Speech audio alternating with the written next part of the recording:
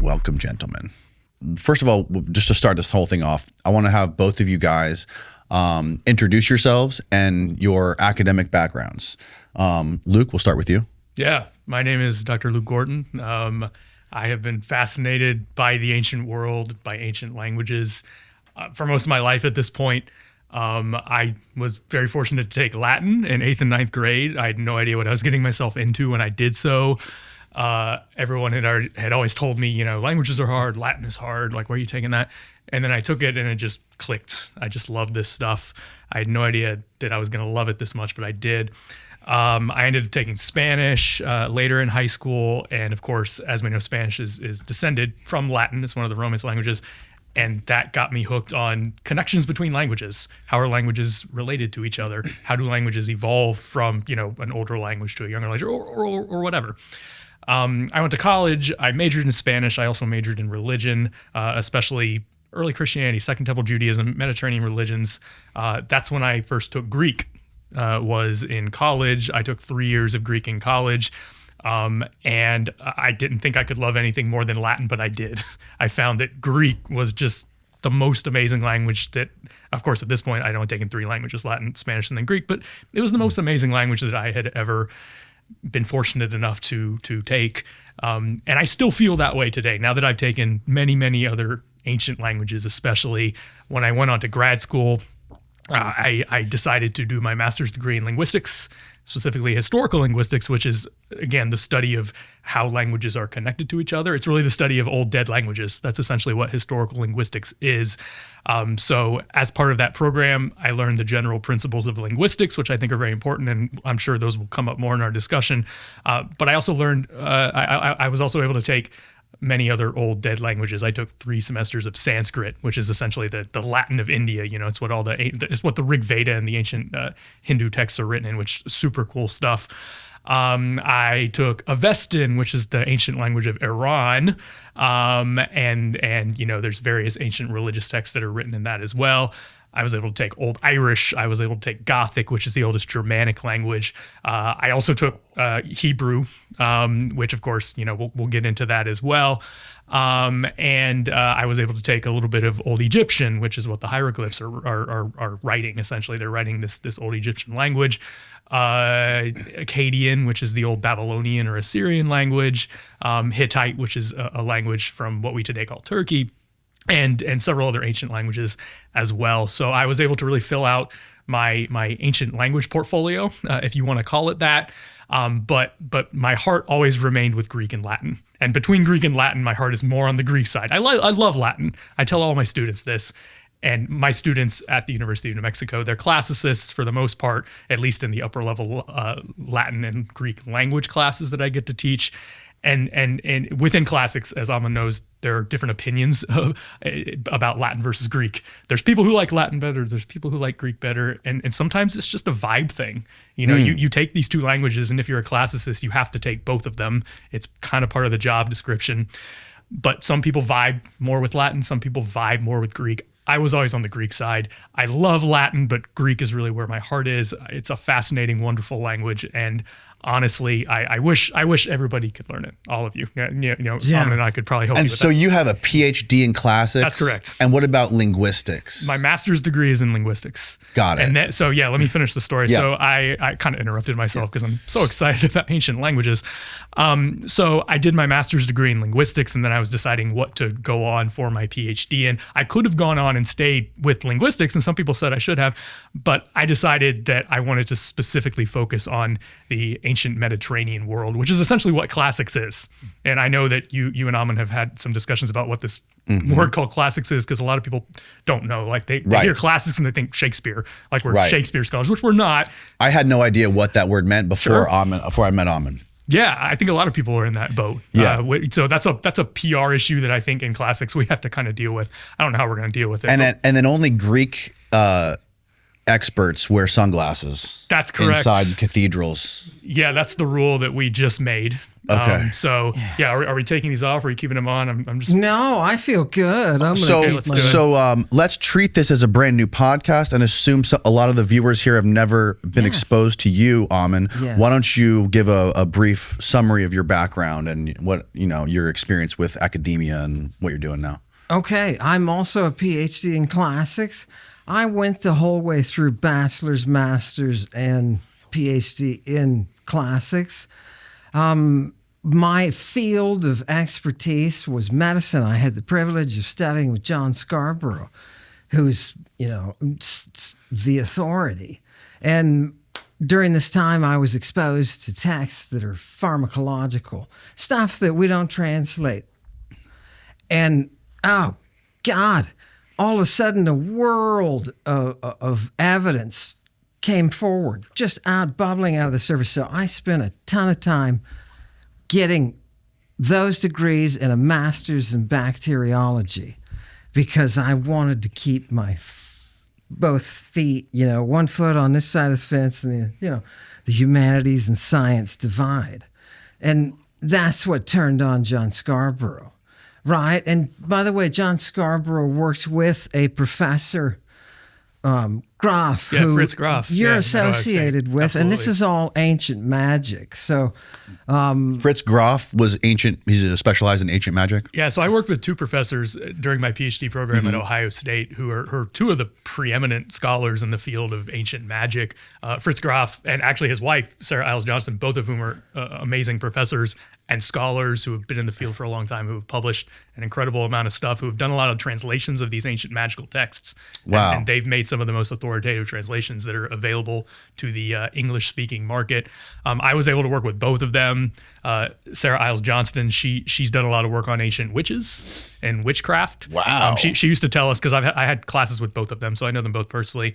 I remember she told us once in one class that she gets phone calls from random people online or just random people who are trying to become witches because she knows all the ancient texts. That's and amazing. She's translated a lot of them. So she has some notoriety in that sense. That's amazing. So they knew John Scarborough and him were close. They worked together. So we found like a little cosmic connection between you two. That's fun. yes, and it's not a big field. Yeah, translating the PGM and whatnot, the Greek magical papyri, and all of that information that's in there, that's all locked into the pharmacology. So you were a professor at one point Yes. at University of Madison, Yes. Wisconsin, Madison. Yes, at the extended university. So I used to teach medical terms. Yeah, I taught a class on that too, and that's a pretty common class we classicists teach for I assume it was a class that had a lot of biology majors and it things was like all that. science people. Yeah, because they want to learn the terms because they're all Greek and Latin, but mostly Greek. Yeah. And then for context, for people that don't know, you were eventually ejected by the university. Then I went to... There was some controversy with a play you were doing about Medea, right? Yeah, then after that, I went to the to St. Mary's University in Minnesota and was classics there and taught Greek to all the seminarians. And after 2 years, we started getting calls back about how good the priests were doing in their Greek. It was a big deal. So, I mean, as well as I know that biblical studies is not the sharpest when it comes to Greek. I would love it if they focused on it more. Yeah. It would help them. Yeah, if they read something outside of the New Testament maybe and didn't just interlinear translate, right? Yeah, and from what I understand, a lot of seminaries are moving away from language instruction altogether. Right. And again, I'm not like in the seminary field. This is what I hear from people I know who are, which I think is a crime. Like you have to be able to read any of these texts in the original language, which of course, if you're a New Testament scholar, I think you absolutely need to be able to work with the Greek. Working with the New Testament is a good start, but like you said, the New Testament is part of a wider linguistic world. Right, it's not an island unto itself, which I think, a lot of times we have these false barriers within academia, which are very frustrating for interdisciplinary scholars, and I think we both are.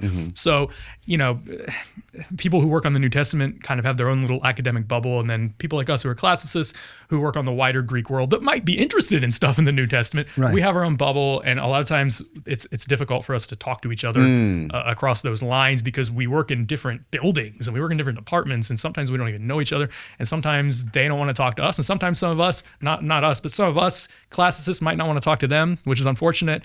I want to be trying to build bridges. And I mean, that's one of the reasons I'm here, is to try to build bridges and talk to people and talk to a wider audience, because I think that's our mission. I think a lot of academics are closeted in their own little silos, in their own little fields. And they're like, well, we know stuff and it doesn't really matter if we tell other people or not, or talk to other people who are different than us, or who might disagree with us. And I don't see it that way.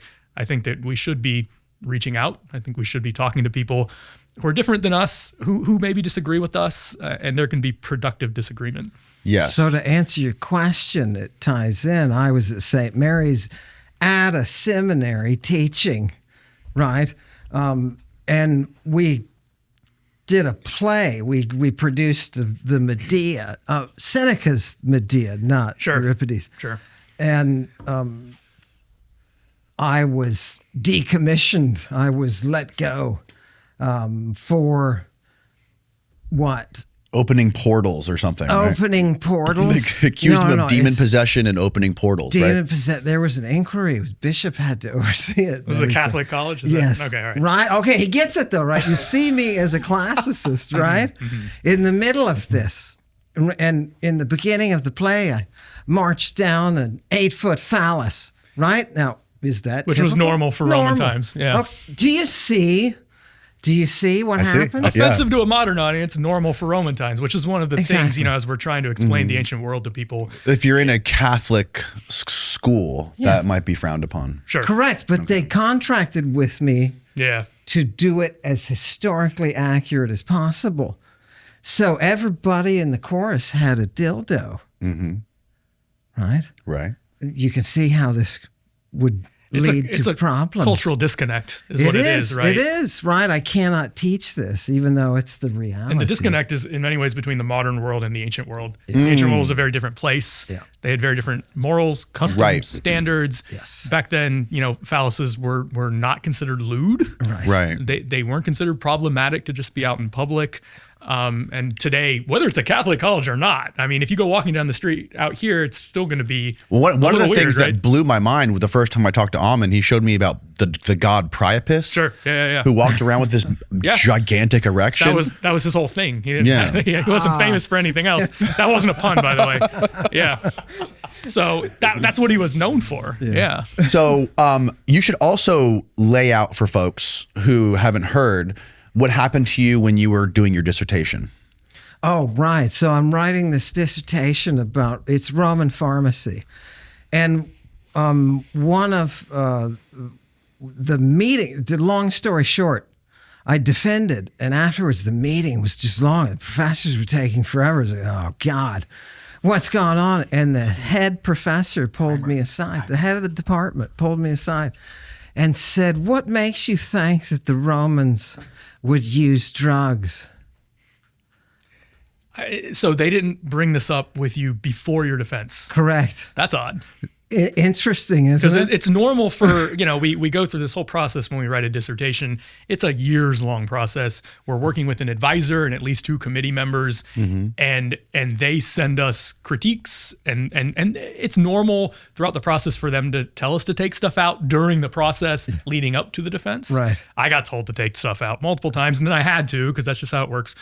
You bow to the powers that be, so they, knight you or whatever. So we all had to do that. But what you're describing is a little odd, because it sounds like what happened with you is after you defended, they told you to take something out. Right. That's less normal. I had to make some changes to my dissertation after I defended, and they voted thumbs up as long as I made the changes. So that's were typical changes, not right? anything drastic. I was told you have to go delete any references to recreational drug use. So take out the chapter on recreational and sacramental drug use. Take that out and don't mention any of these recreational drugs throughout the. It was clearly just censorship. It was not. And we know that for a fact now because the press came in and invaded, and the department said, oh, no, he never had a chapter on recreational drugs. Interesting. Yeah. So they went and looked it up. It was already deposited, right? Sure. They went and looked it up in the library and it did. Right? Oh, I'm sorry. It's backwards. It was removed. It was removed in the deposit. No. Which way did it go? Usually it's not deposited until you have your final version. It sounds like for your final version, they made you take it out. Is that right? Right. It was taken out. And when they went to, that's what it was. When they went to them, they said to Patricia Rosenmeyer, they said, is there a problem here? And is it true what he's saying that you made him take out a chapter on recreational drugs? You know what I mean? And she said, no, we had no problem with that. So they went and looked it up in the deposit, right? And they were like, there is no chapter on recreational drugs and there's no reference. They can see that it was basically Epstein filed, right? Redacted. Wow. Right? And the press blew that up and went back to the department. And the department after that point said, we have no more comment.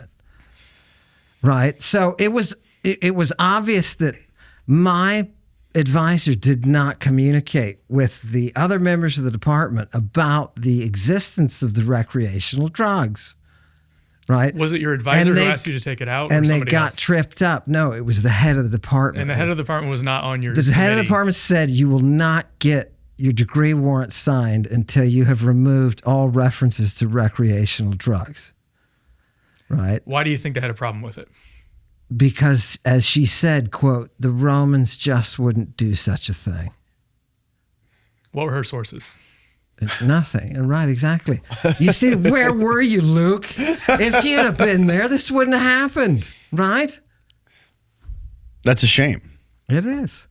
And that's sort of what led you in the path that you've taken. I took the information that was redacted and I put it into the form of a book and The Chemical Muse. Published it with St. Martin's Press.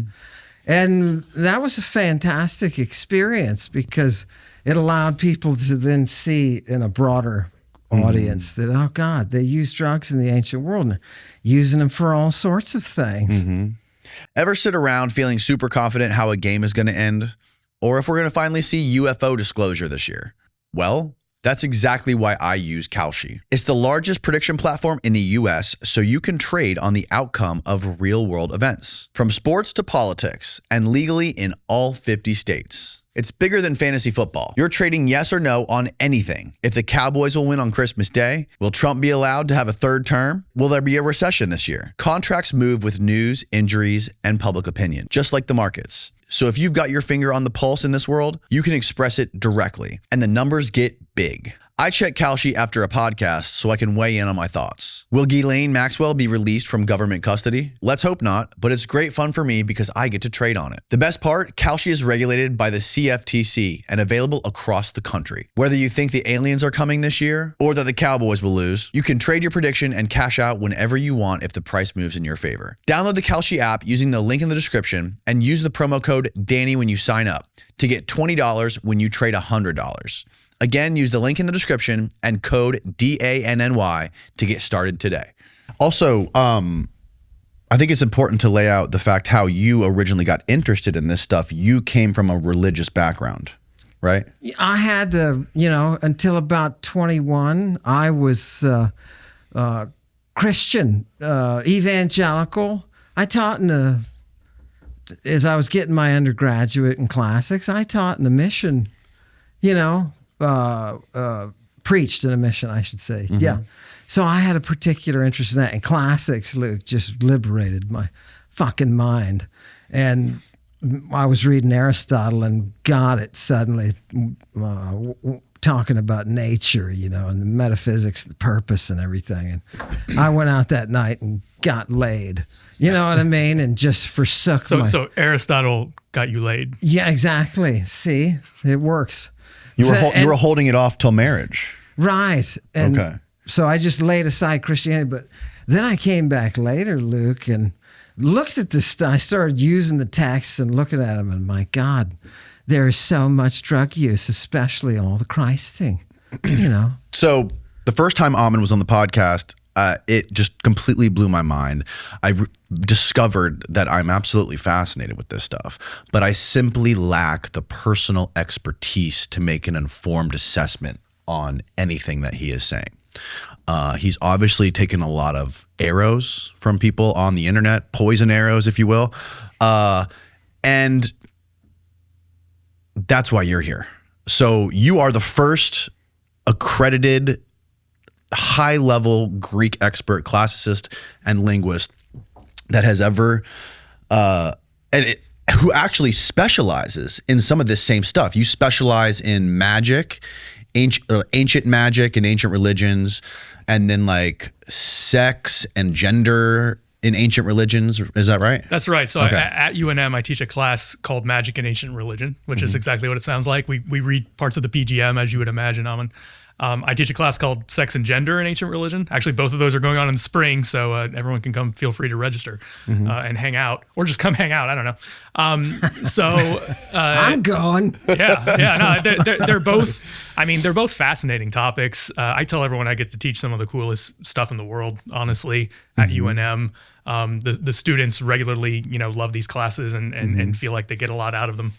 So, first of all, I would like to stay kind of high level on this podcast for the first half of it, and then before we really dive into the weeds, because I feel like that's going to lose a lot of folks. But Luke, in your view, what is the difference between classicists, linguists, and like Bible scholars? Okay, this is a great question because I was just talking maybe 10 minutes ago that oftentimes those of us in academia are kind of in our silos, and you've just discussed 3 different silos, none of which talk to each other very often, which is really too bad. I am a trained classicist, and I'm a trained linguist. I'm not a trained Bible theologian, but I've read a lot of the Bible in the original languages, and can comment on it from what I hope is a neutral, textual, historical, linguistic perspective. I'm not trying to grind any axe. You didn't come at this from a religious background. I'm not trying to. Yeah, Right, that's not my goal. So I'm as an academic, I'm trying to read these texts and understand them again, historically, linguistically, textually, all these things. Scientifically, sure, yeah. I don't have an agenda either way on that. So like, I'm not trying to say something specific about the Bible from a religious perspective. I'm also not trying to attack it from like an anti-religious perspective, right? Sure. So I want to make that clear as well. Right. Like I'm actually trying to read what's in there, read what the words say, right? And what the words mean, both within their own biblical context and within the wider cultural context. Okay, so back to your question. Classics is the study of, it's a huge, insanely huge field. It's the study of everything that happened in the ancient world of the Mediterranean and Near East, which is basically what we would today call the Middle East. So everything we would today call the Middle East is pretty much ancient Near East. Okay. There was no major cultural divide between Europe and the Middle East back then, like there has been for the past 1,400 years, right, when it's been like a Christianity versus Islam thing, with right, Europe being mostly Christian, North Africa and the Middle East being mostly Islam. But that's new. And by new, of course, I mean from our ancient standards, it's new. It's 1,500 years old. That distinction postdates the era that we are talking about when we're doing classics. So I think that's one thing we have to remember didn't exist. There wasn't this giant cultural gap between, say, Greece and Syria, like there might be today, right? Because of the different religions that historically inhere in those two places today. So classics is the study of everything from what's now Spain to what's now Iran, that entire area, that entire geographic area, and then all the way up to Germany, all the way down to Sudan, up the Nile River. Wow. Okay. There are peripheral locations like England and Arabia, and India. Honestly, like there's connections with India, of course, because we know that people were going back and forth. Alexander the Great marched all the way from Greece to India, right? Drugs, wow. Sure, and drugs, ideas, words, concepts, all of these things are flowing back and forth in that corridor. So classics is the study of everything that happened in that whole area up until about the year 500 of our era. Okay, can I That's say a lot something? of stuff. Yeah, 500 please. AD? AD, yeah. Okay. That's classics, big picture. If you want to state it differently, if I may. Yep. Stated simply for people, right, like me. The evidence that we have for that is going to be in Greek and Latin. Most of it. So a classical philologist. That's why you got to know Greek and Latin. Is supposed to be a master of Greek and Latin. Because all of the evidence, for anything you can determine from the civilization he's talking about, it's going to all be in Greek and Latin. I mean, if you don't like that, go be an archaeologist. And they have important things to say too, because they're digging up important evidence as well. And some of that evidence has Greek and Latin written on it. Right. Yeah. So they're our allies. That's another silly wall that often. Well, here's exists. a really interesting anecdote I'll bring up is the guy who peer reviewed your book in the Bryn Mawr Classical Review. I had him on the podcast. He's a forensic pathologist who did the only peer review on his book, The Chemical Muse. I had him in here. He was a great guy. He did all kinds of amazing work on like the remains of Picasso, Napoleon, Hitler, all these huge figures. And I asked him what his ancient Greek, what his level was for translating these ancient languages in Greek and all this stuff. And he says like little to none. And I said, well, I'm like, you did this. I asked him, like, you did a pretty extraordinary criticism of this book, The Chemical Muse, about which the premise of his book was that drugs were ubiquitous in antiquity because plague and famine and hand-to-hand combat were happening all the time. So people were constantly trying to use remedies to cure this pain. And his review was basically saying, no, this is wrong. This is like painting the world as being a world of drug addicts. And he's like, I'm like, well, what Greek do you know? And what have you read? Have you read the sources? And he's like, no, this is not my area of expertise. That was his answer. And I thought that blew my mind. I was like, how do you do a peer review of something based on classical Greek when it's not your expertise? Like, wouldn't you, instead of wanting to do peer review to just dismiss shit, wouldn't you want to like actually engage with the person who wrote it and try to collaborate on ideas? Anyways, that was something that really kind of like blew my perspective out of the water. It was a hack job. Yeah. Right. It was a hack job. It was meant to take down the book. That's all. Yes. But unfortunately, the guy hadn't been exposed to the sources. So Right. he doesn't know what he's doing. He just, Right. Yeah. But, it does make me wonder, though, how much do forensic pathologists or archaeologists actually do like communicate and swap notes with classicists and linguists? Not much. Like I said, there are these walls. Yeah. And if there's walls between classicists and linguists, which are closely allied fields, then you can imagine there's even higher walls between classicists and forensic pathologists. And oftentimes there's a sense of superiority that each group has within their own field. Like, we know enough. We don't really need to talk to other people. And that's even true with classicists and linguists a lot of times. As someone who is a hybrid scholar, because I am a classicist and a linguist, and I have a graduate degree in both of those, I have a fairly unusual perspective on that because obviously I don't think linguistics is worthless, and I don't think classics is worthless. I think they're both very valuable and have a lot to communicate to each other. But I'm unusual in the sense that I have degrees in both fields and expertise in both fields. And most of my classics friends, even when I was going through the Ph.D. in classics, I would try to talk to them about Greek linguistics, because we're learning Greek. Right. And Greek linguistics, maybe this will help loop back around to your question a few minutes ago. What is linguistics? Right. Linguistics is the scientific study of language. So how do languages work? How are they structured? How do they evolve? All of this kind of stuff. How do humans communicate with each other via language? So linguistics is kind of an overview that applies to what we're doing right now. We're using language right now, the English language of the 21st century in the United States, that particular dialect, to communicate with each other. So if you get a degree in linguistics, like I did, just a 2-year degree, just a master's, your mind will be blown, honestly, because you learn about stuff that you know, but you don't know because you're speaking a language. So you suddenly find out that you're doing all these things with your teeth and your tongue and your mouth to make these sounds that you've never thought about before. But we're all doing it very competently right now. Right. But until you learn linguistics, you don't think about it. So linguistics is a subject that blows people's minds every time they're exposed to it. Anyways, so linguistics can apply to modern English. It can apply to any language, but I'm particularly interested in it when it comes to ancient languages, with Greek and Latin and the other ancient languages.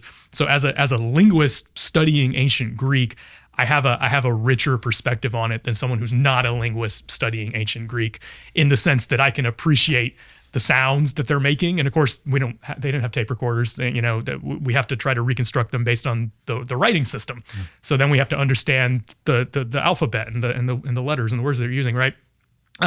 So that's what linguistics is. That's how it kind of does a Venn diagram with classics. Yeah. Most linguists are not classicists. Most classicists are not linguists, and so they can't really appreciate what's at the center of that Venn diagram when you kind of cross pollinate both those fields. Every classicist in a degree program gets forced to do a couple of semesters of linguistics just to be exposed. Mm-hmm. I wish that were true. That's not true in my experience. At Ohio State, at least, nobody had to do take a semester. No, we had to take two. Well, I'm glad to hear that. Yeah, we had to take two, and that's where I first encountered Noam Chomsky. Sure, and he's a fascinating figure, of course, with his own theories. I didn't know that. I didn't know he was a linguist. Yeah, that's how he got his start. I know he's kind of into other stuff now. Wow. How old is he? How is he? Yeah, he's old. He's super old. Very old. Yeah. There was a picture of him that just came out in the Epstein files on the jet with Epstein. Oh, I didn't know that. That's interesting. Wow. Find that picture. Comes back to Christing, I guess. Oh my God. Okay, so that's the third thing. Yeah, just to Bible circle back around. Bible scholars. scholars. So Bible scholars are exactly what they sound like. They're specifically focusing on and specializing in the biblical texts, but the world of the Bible in general. But oftentimes, and there's all sorts of different Bible scholars and theologians. Some of them are secular, some of them are not. Look at that. There he is. Linguist. If you told me that was AI, I wouldn't even know. Yikes. Yeah. Well, that's it. Yeah, and that's already 15 years ago, and he looks about 100, right? Right, so, right. Yeah. This reminds me, of the quote from Herodotus. This is the great thing about classics. There's all these fascinating ancient quotes that are just full of all this wisdom. There's this quote from Herodotus, and it's this aphorism from the ancient Greek world that you shouldn't judge the happiness, and by that they mean the fortunateness of a person's life until they're dead, because you don't know what's going to happen to them. Yeah. So you think that, this person's the luckiest person in the world, whatever, but then something bad happens to them before they die. Sorry, you're not fortunate after that. That just brought that to mind. Yes, right. I don't know. Epstein Island. Go to Epstein Island. Bible scholars. Now, Yeah, Bible scholars, please be honest. The Greek, not so good. Well, they're all over the place, right? Yeah, There's no consistent standard, okay? Yeah. So even today, if you go to a seminary, some of them will make you learn Greek, which they all should, and some of them are moving away from it. So it depends on what denomination's seminary you go to today. Mm-hmm. Some of the more rigorous ones will make you learn Greek, which again is good, and some of them might not. And then some individuals are more personally dedicated to it than others, right? So there are individual Bible scholars whose Greek has become very good because maybe they went to a good seminary that actually did force them to do it. Yeah, the one that I taught at. Yeah, that's great that they wanted you to teach people Greek, which is awesome. Yeah, it's better than the alternative of not teaching people Greek, right? And then some individuals have taken this farther on their own and have become quite good at it. But like we were talking about, they're probably going to be mostly focused on the biblical texts, with less of a relationship to the outside Greek world that these Bible texts are occurring in. Just like any text that we have in English today, whether it's religious or whatever, it's not existing in a vacuum. Right. Those words exist outside of that religious text. Right. They have a context, which is literally context, which means the weaving together, the text that's with it, right? Mm-hmm. They have a context outside of whatever it is. And so I always tell people, if you want to understand the Bible better, you got to understand the context. The Bible was not written in a vacuum. It was written in a culture. That culture had norms and rules and standards, like we were talking about earlier, that are not always remotely similar to ours. Right. So people who are understanding the Bible or trying to understand the Bible today do themselves a massive disservice if they don't learn about the culture that the Bible arose in. If you really wanted to understand the Bible, you would read all the Greek from 200 years before until 200 years after. Because that's the context, right? Because it's going to give you a rich understanding of what those words mean. And remember, those words are our evidence. Sure. Yeah. As philologists. So this is another word that's worth studying and talking about. Right. Philologist comes from two Greek words, philo, which means love, and log, which means word. Anything logi, logos, logic, whatever, comes from this logos Greek word, which is a very complicated word, by the way. So as philologists, what we are lovers of the word and the words, right? So what do these words mean? We're really trying to dig deep into these words. And that's what a philologist does. Right. Yeah. So it does. And one of the things I learned from Ammon is that the Bible scholars typically like to stay in that vacuum of the Bible and ignore all the peripheral stuff that was happening. Again, I'm not a Bible scholar. I can't speak for them. I think some of them do. He doesn't want to fire any shots. No, that's okay. I'm honestly not here to. You can fire all the shots you want. Let me do it. Let me be that's bad fine. cop. Okay. So, and again, I think from my knowledge of Bible scholars, and I've known a few here and there, even though it's not my field per se, they are all over the place. Some of them are very meticulous and do genuinely want to reach out, and some of them really are just in their lane. So that's been my experience. I've personally never thought about health insurance because A, I'm not old, and B, I don't feel like going through the complicated, expensive process. Then Fabric said, that's not a problem. And now I'm insured at an incredible rate. Fabric by Gerber Life is term life insurance you can get done today. Made for busy parents like you and me, all online, on your schedule, right from your couch. You can be covered in less than 10 minutes with no health exam required. That was the part that surprised me the most. No appointments and no paperwork marathon. And if you've got kids or someone depends on you, this is not one of those things you want to have to figure out after something happens. A lot of people don't realize that life insurance through work usually isn't enough, and it definitely doesn't follow you if you have to leave that job. Fabric lets you lock in coverage that actually fits your life and your budget. We're talking up to $1 million in coverage for less than $1 a day. And they got a 30-day money-back guarantee, so there's no risk. Join the thousands of parents who trust Fabric to help protect their families. Apply today in just minutes at meetfabric.com/Danny. That's meetfabric.com/Danny. Policies issued by Western Southern Life Assurance Company. Not available in certain states. Prices subject to underwriting and health questions. To you, what are the biggest misconceptions about the Bible? Oh man, I think a lot of it comes down to what we were just talking about. These cultural gaps. Right. Yeah. So a random person who might, go to church every once in a while, considers themselves a Christian, probably has never read the Bible, like almost at all. Right. I think the vast majority of Christians have either never read the Bible or maybe cracked it to a few verses here and there. And when you do that, you are missing the context. And if you crack it to a few verses here and there, you're actually missing the intra-biblical context. So you can't just pull a verse out of context and say, this is what it means. I mean, you can, if you're trying to make some spiritual argument for your life, that's whatever. But if you're trying to make an academic argument about what a verse meant, you have to get your methodology straight. I think one of the big things that I learned in grad school is methodology matters. What is methodology? It's the way that we get from point A to point B. So how do we arrive at what we think we know? How are we going to get there? So there are sloppy ways of doing methodology. There are more careful ways of doing methodology. The scientific method is a classic form of methodology in scientific fields, right? Where you can't, if you're doing science, you can't just throw a bunch of data up in the air and see how it falls. Like you have to organize it in a specific way and then go through that data in a specific way. So that's important methodology. So pulling a verse out of context is bad methodology, because when you do that, you're not being careful to take a look at what's around that verse in the same book in the Bible, right? Like, so that's the first piece of context, is what does this book of the Bible say? Not just in this one verse that I like, that speaks to me or whatever, but what does the whole chapter say? What does the whole book say? Why was this book written in the first place? Who was it written by? And then you kind of just go out from there, because there's these concentric circles of context, the chapter, the book, the whole Hebrew Bible or New Testament or whatever it is, and then the culture that those works arose in, and then the other people who may have agreed or disagreed with what's being written. Their voices are sometimes found hidden in the Bible, because sometimes a lot of the Bible is arguments between people. Like they're arguing about the nature of God, or they're arguing about who Jesus really was, or things like that, right?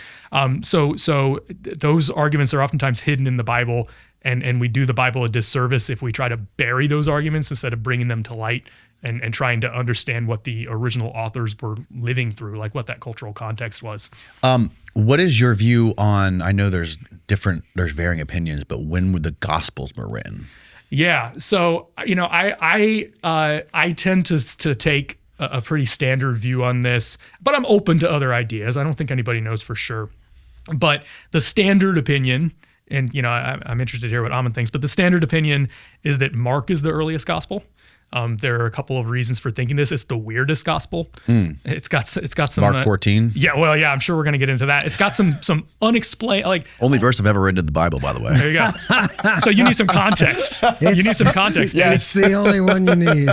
So I'm sure we'll get to the context later, since I just spent 5 minutes on a soapbox about context. Mark is probably the earliest gospel. Again, we'll never know this for sure, but we're trying to build theories based on the data, which is what we do. By the way, those of us who work with the ancient world, we always live in a state of uncertainty, because we have a fairly limited amount of data about everything that happened in the ancient world.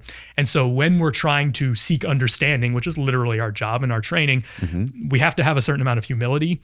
And you're going to hear me probably say this several times today, that I don't know, Ammon might say something and I might say, well, I'm not sure about that, but I can't disprove it either.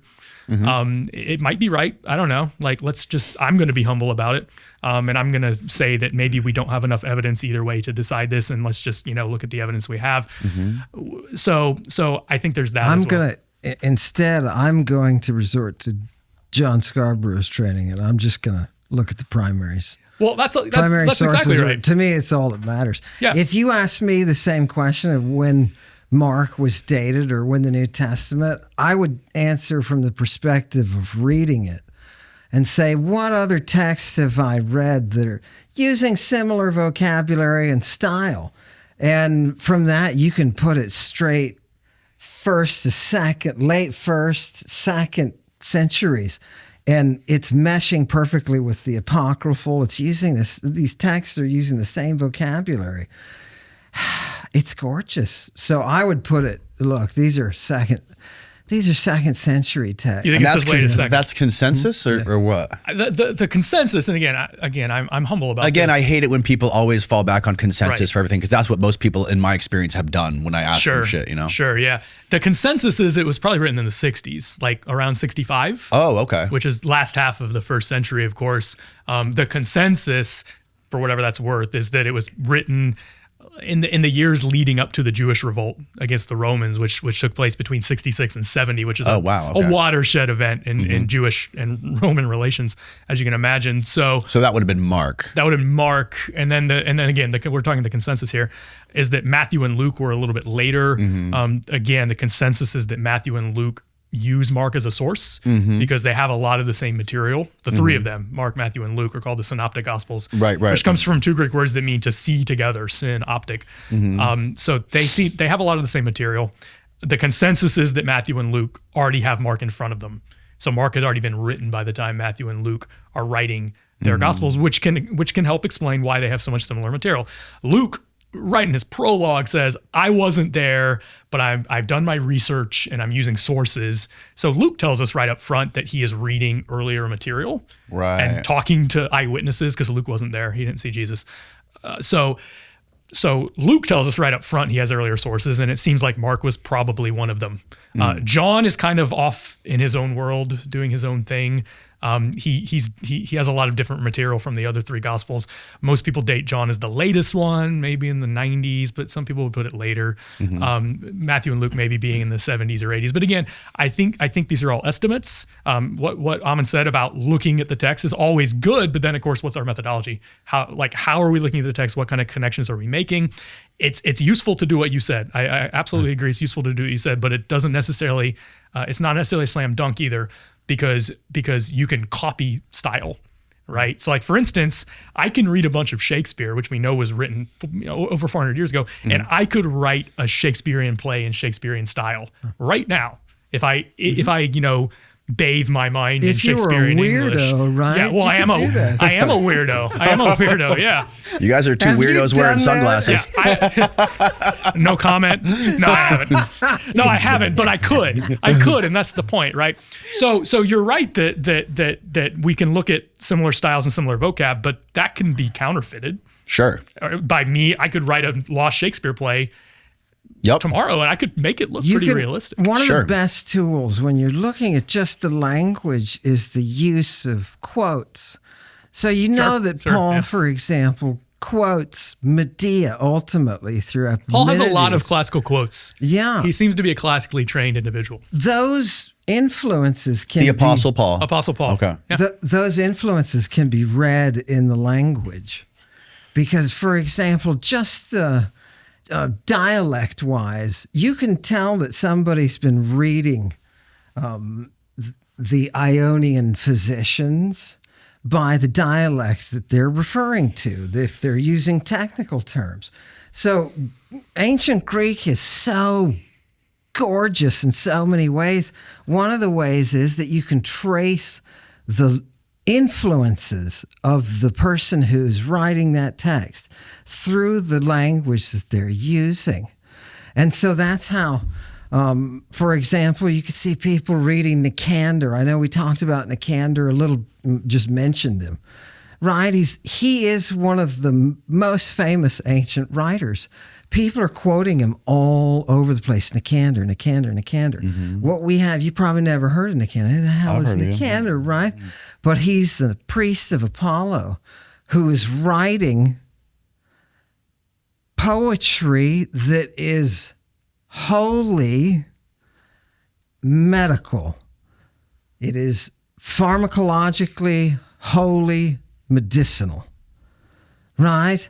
It's polypharmacy. So it's a whole bunch of, if you get this problem, if you're bitten by this animal, give this antidote, which is a combination of these 8 different plants, and in the form of a song that would be transmitted by a priest who is a priest of visionary experience. He's a priest of Apollo, Claris, right? Mm-hmm. So these sources are sitting there all surrounding the Bible, these sources, and nobody reads it. It's hard enough to get a classicist to read Nicander. Have you ever read Philuminus?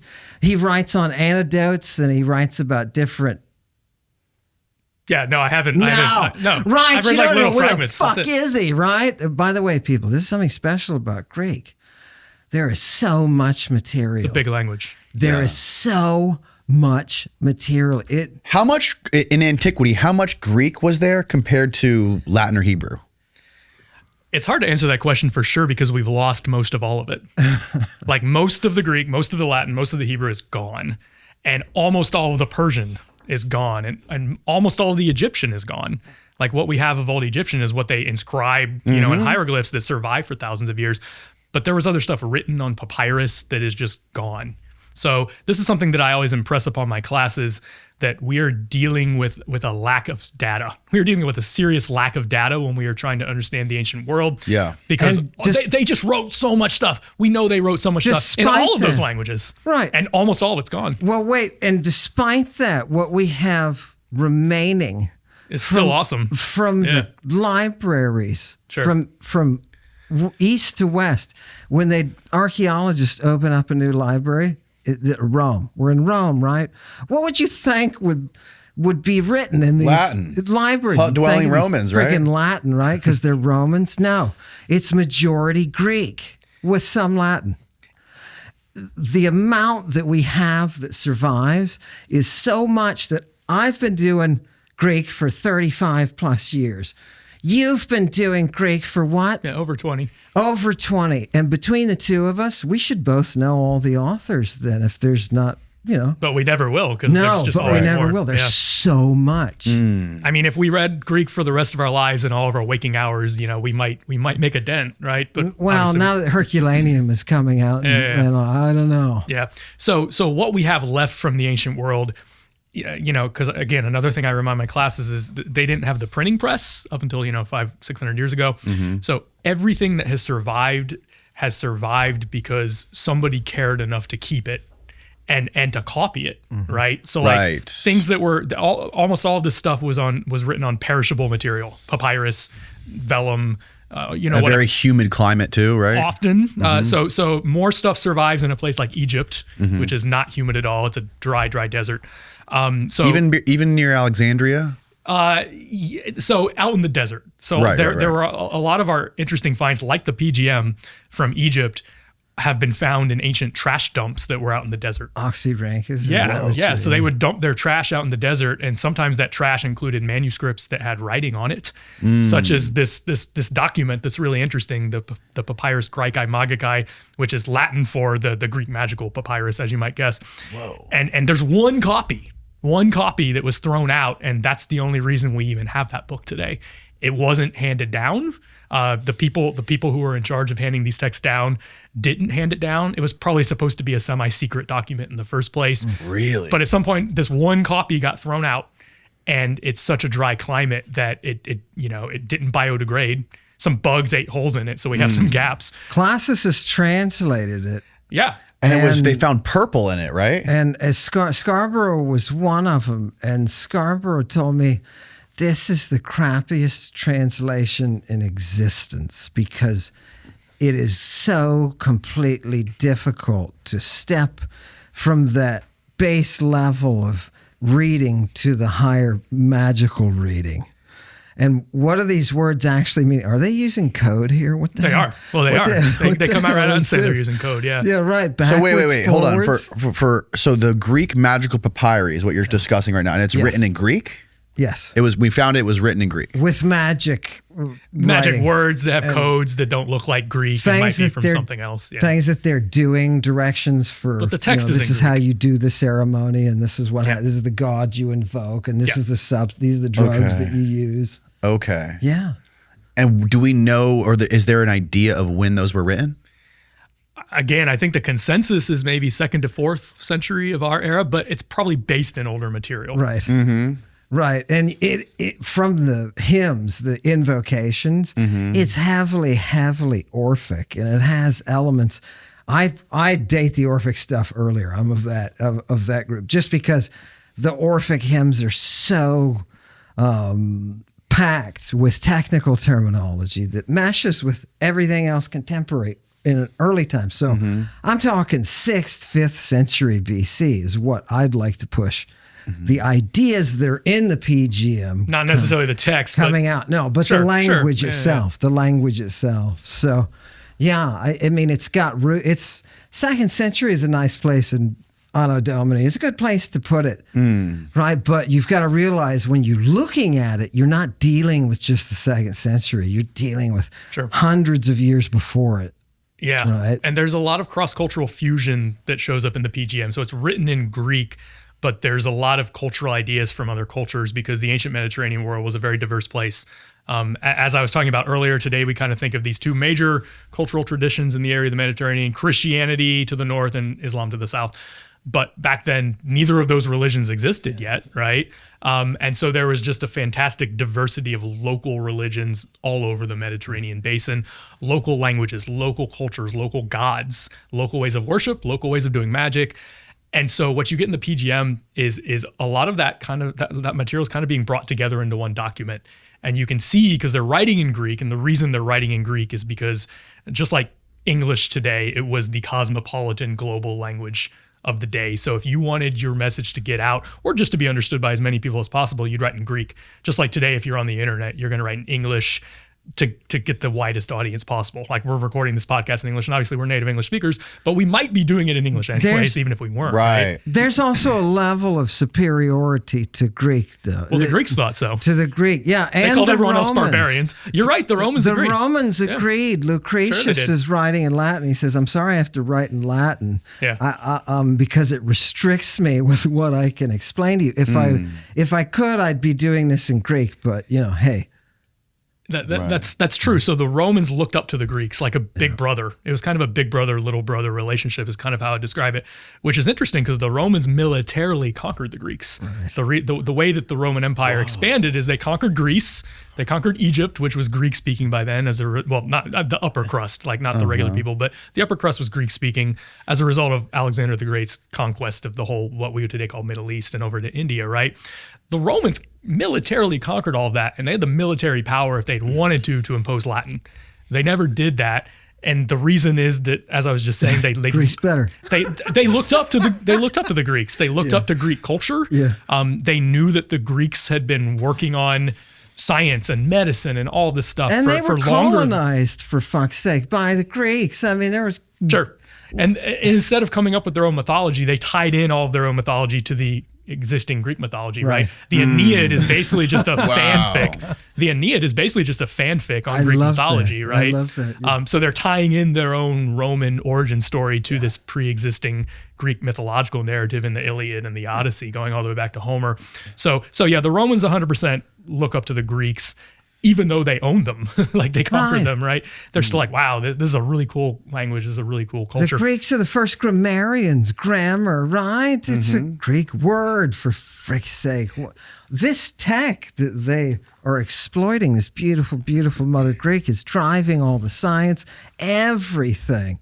So, it's no wonder that the drug-using Marcus Aurelius is writing in Greek. Why would he choose Latin? It's inferior. Yeah, he's the Roman emperor, but he's writing and speaking Greek. Wow. The mushroom you've seen before, the one with the bright red cap and the white spots, straight out of Mario and your favorite Christmas fairy tales. It's not psilocybin, and it's not psychedelic. It's Amanita muscaria. It's legal, and it's provided stress relief I've never experienced before. I never would have touched Amanita if it weren't for Amintara. You see sketchy gas station products all the time, and they do a lot of harm, which damages your perception of the real thing. Amintara is the complete opposite.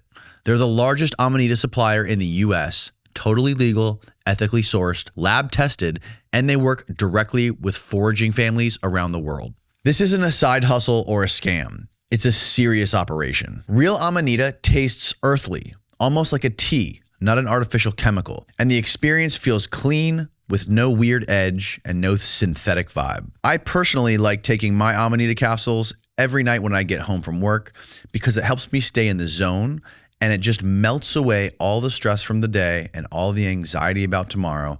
It keeps me in a calm, euphoric, uplifted mood, which helps me remain present when I'm hanging out with my family or cooking dinner. And it also helps me get to bed quicker at night. If you're curious about Amanita, don't grab something random off the counter. Use the legitimate and trusted professionals. Amintara's 500 milligram capsules and gummies are consistent and beginner friendly. 2 to 3 capsules is a great starting point. Check out the gentle, relaxing effects of Amanita muscaria. Go to amintara.com/go/DJ and use the code DJ22 for 22% off your first order. That's AMENTARA.com/go/DJ and use code DJ22 for 22% off. It's linked down below. Now back to the show. Now I do want to go another step further.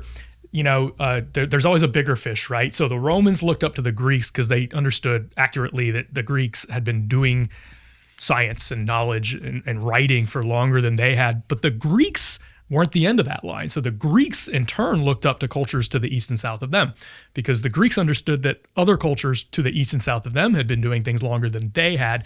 And those cultures are several different cultures. The Egyptians are one big group, right? So the Greeks always looked up to the Egyptians. They understood, going all the way back to Homer, they understood that the Egyptians were doing drug stuff long before the Greeks had been doing it. And we're good at it. They knew that they were good at part the of drugs. it's climate, right? So even in Homer, the characters talk about how Egypt is a magical drug land, essentially. Right. And the reason they think that, not inaccurately, is that Egypt has a warmer climate. Yeah. So you can grow more tropical plants. What's that word Egypt, I asked you about the other day? Kemet?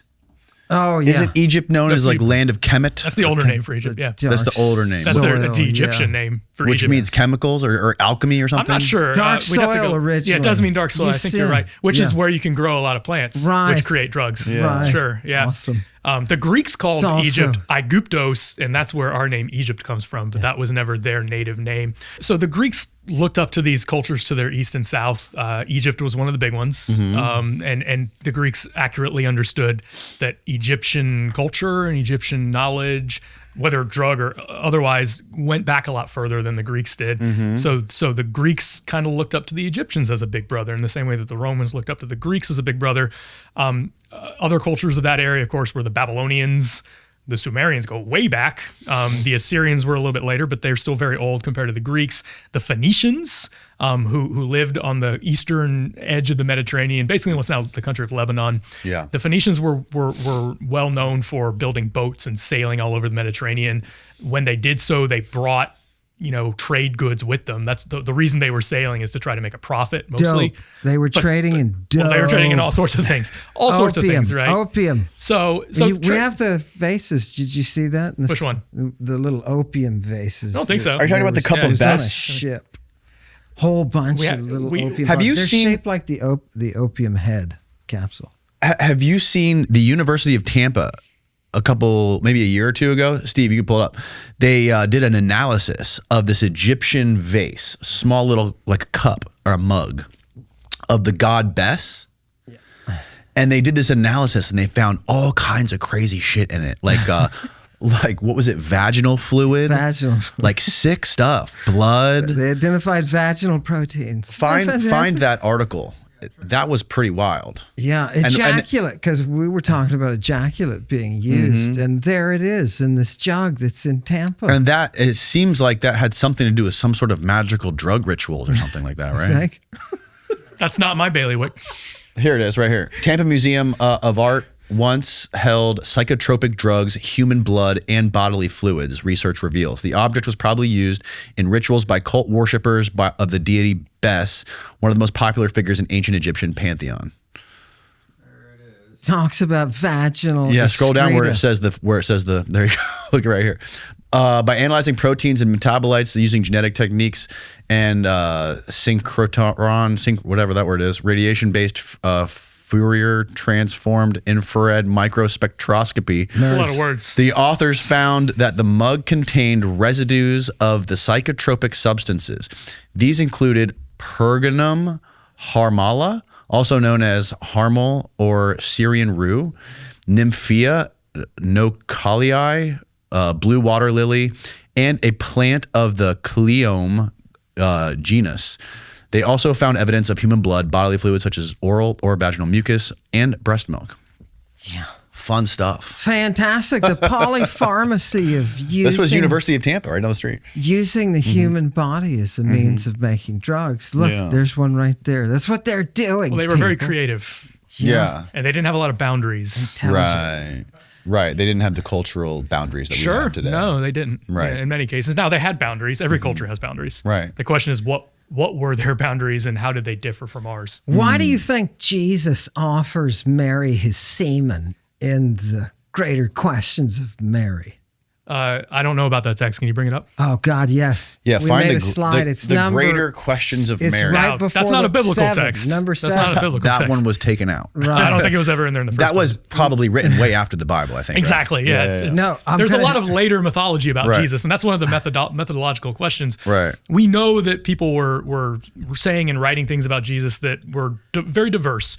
Even early Christians, like some of this stuff came from people who didn't like Jesus and weren't Christian, but some of this stuff comes from people who were Christian, like who did worship Jesus. But there's a lot of diversity, a ton of diversity. So the question is, what group do these texts come from?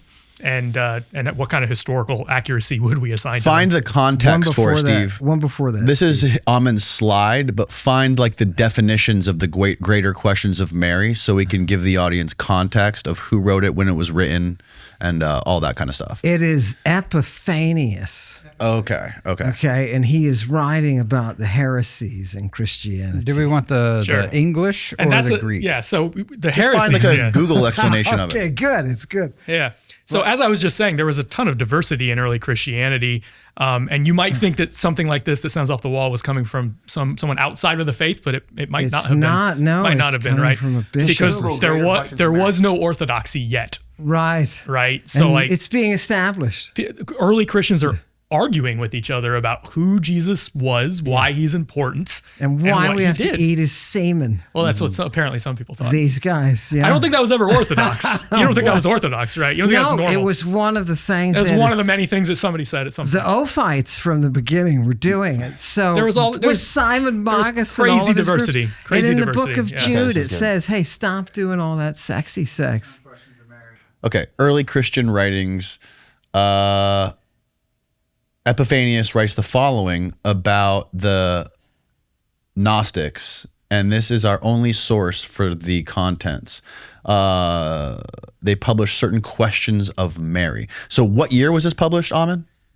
It wasn't, well. Or written, rather? Let's see. Epiphanius is 4th, right? Okay, so 4th century, so 400.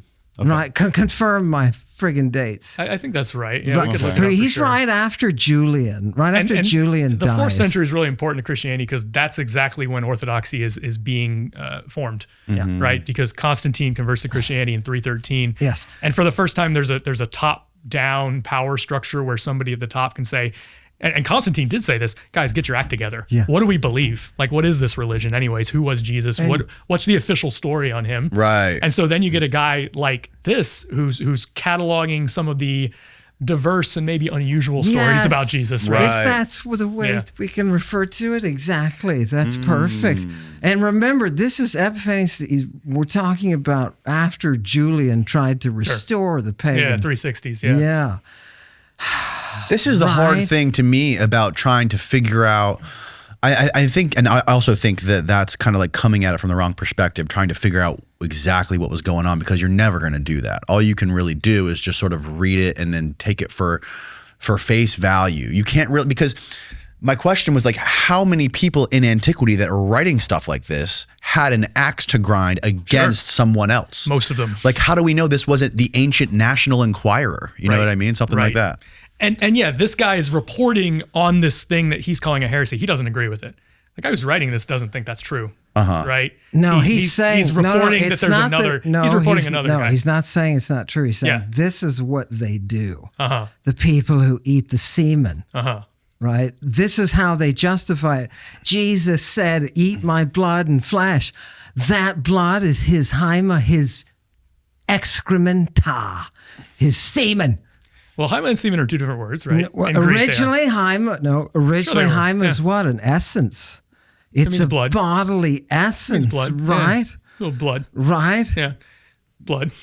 Okay. Not just blood. No, it's not just blood. Now, I mean, let me tell you this. This will help you. The ancient Greek physicians, and you know this, thought that semen was a highly concocted form of blood. Whoa. They did. That's what they thought. They thought that highly concocted form of blood. So what they thought is that your blood if you produce semen, your blood goes through your brain and it picks up thought and air bubbles and spiritual essence, which is why it's white, by the way. And that's where it comes from. It's a question of essence that you and I can sit and debate about. What the earliest references to hyma. Can this be? So here's what I'm saying. Yeah. But in what the Christian author here is saying is this is what these people.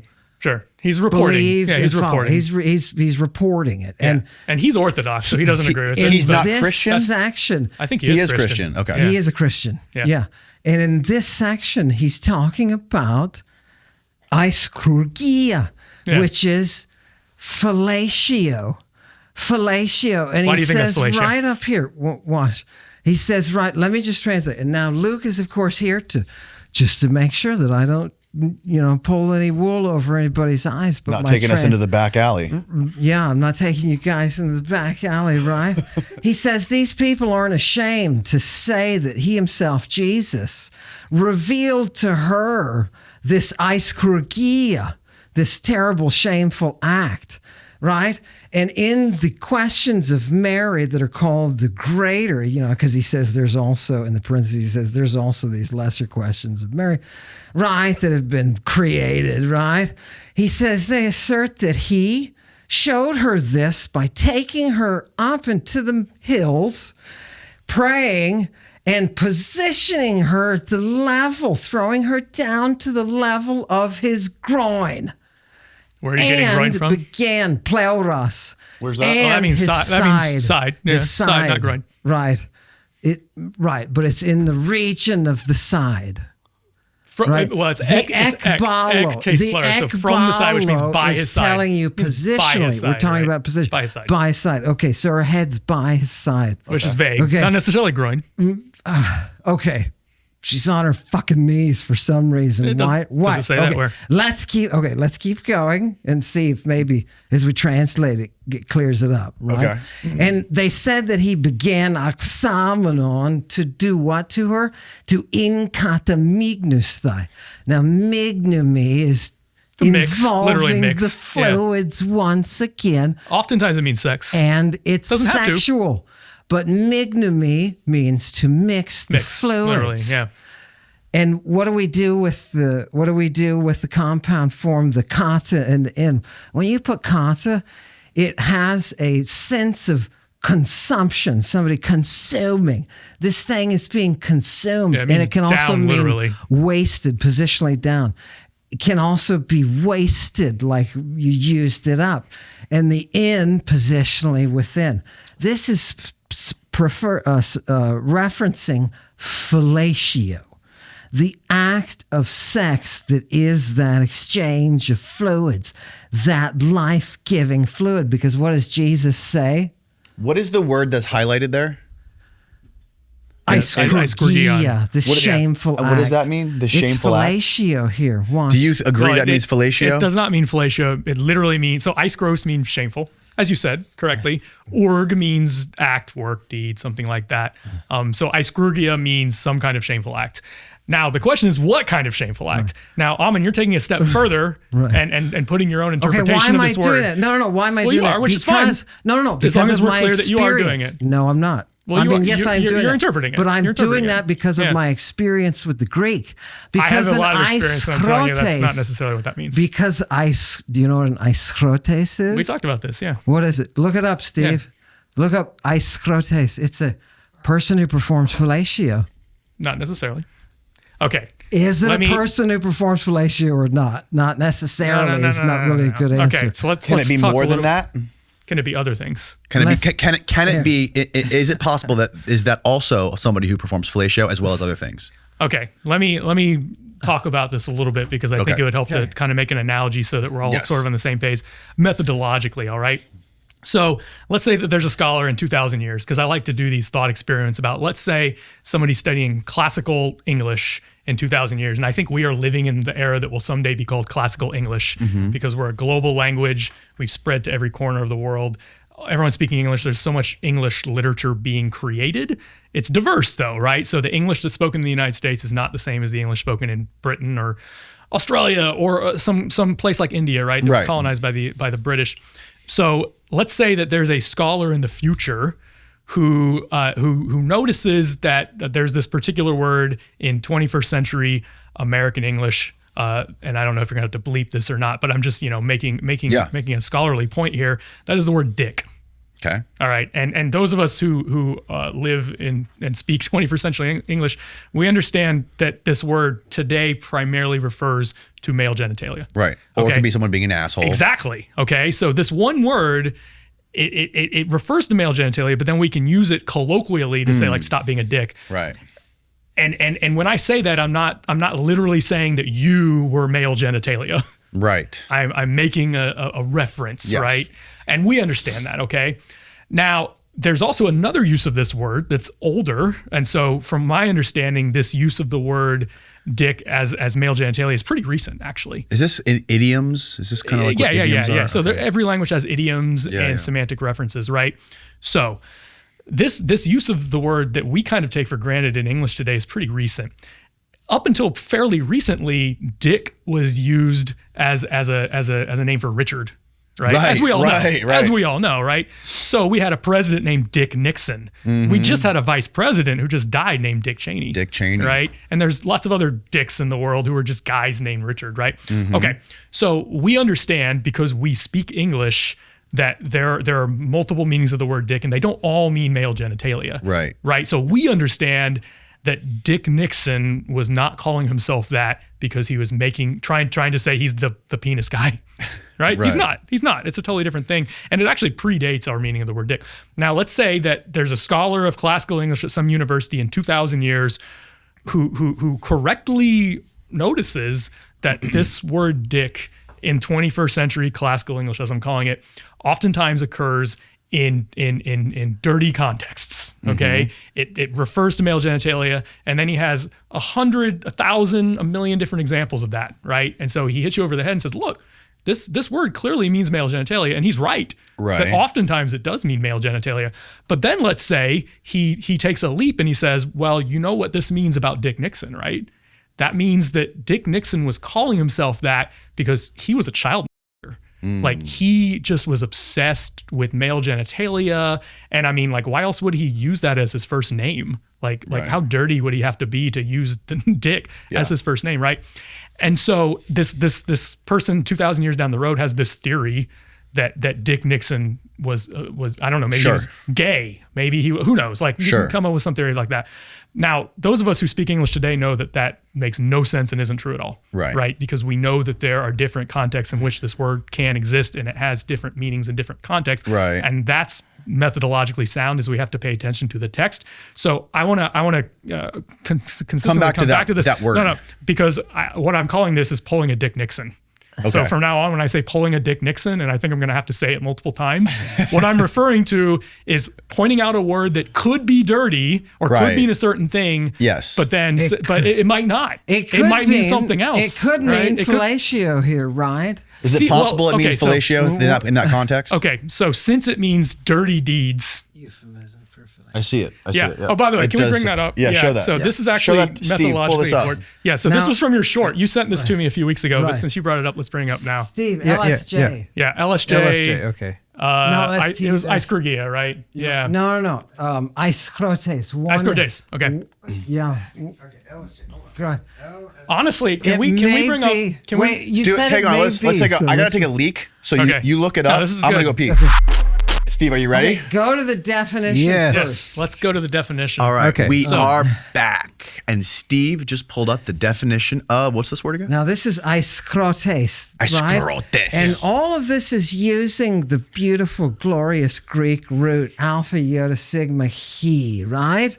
That rho is hanging on there, can come off or not, but the aiskron is that which is just awful, ugly, deformed. Oh, look, it's in his hand. The aiskhrotes. Yeah. So you see the main definition, ugly is deformity. Aiskrurgia is the working of this shameful thing. Committing aiskhrotes, right? Exactly. Sure. It's filthy conduct. And ugliness, deformity. You notice it's a euphemism for fellatio, right? Okay. Yeah. But why is it, so I'm curious, why is it, so they're associating filthy conduct with fellatio. Yeah, because these are Victorians, right? Okay, so this is something now for the listeners. The three of us have had a text discussion or a text thread for the past few months. Yes, Ammon sent this to the thread a few weeks ago, and I pointed out at the time that semicolon is very important.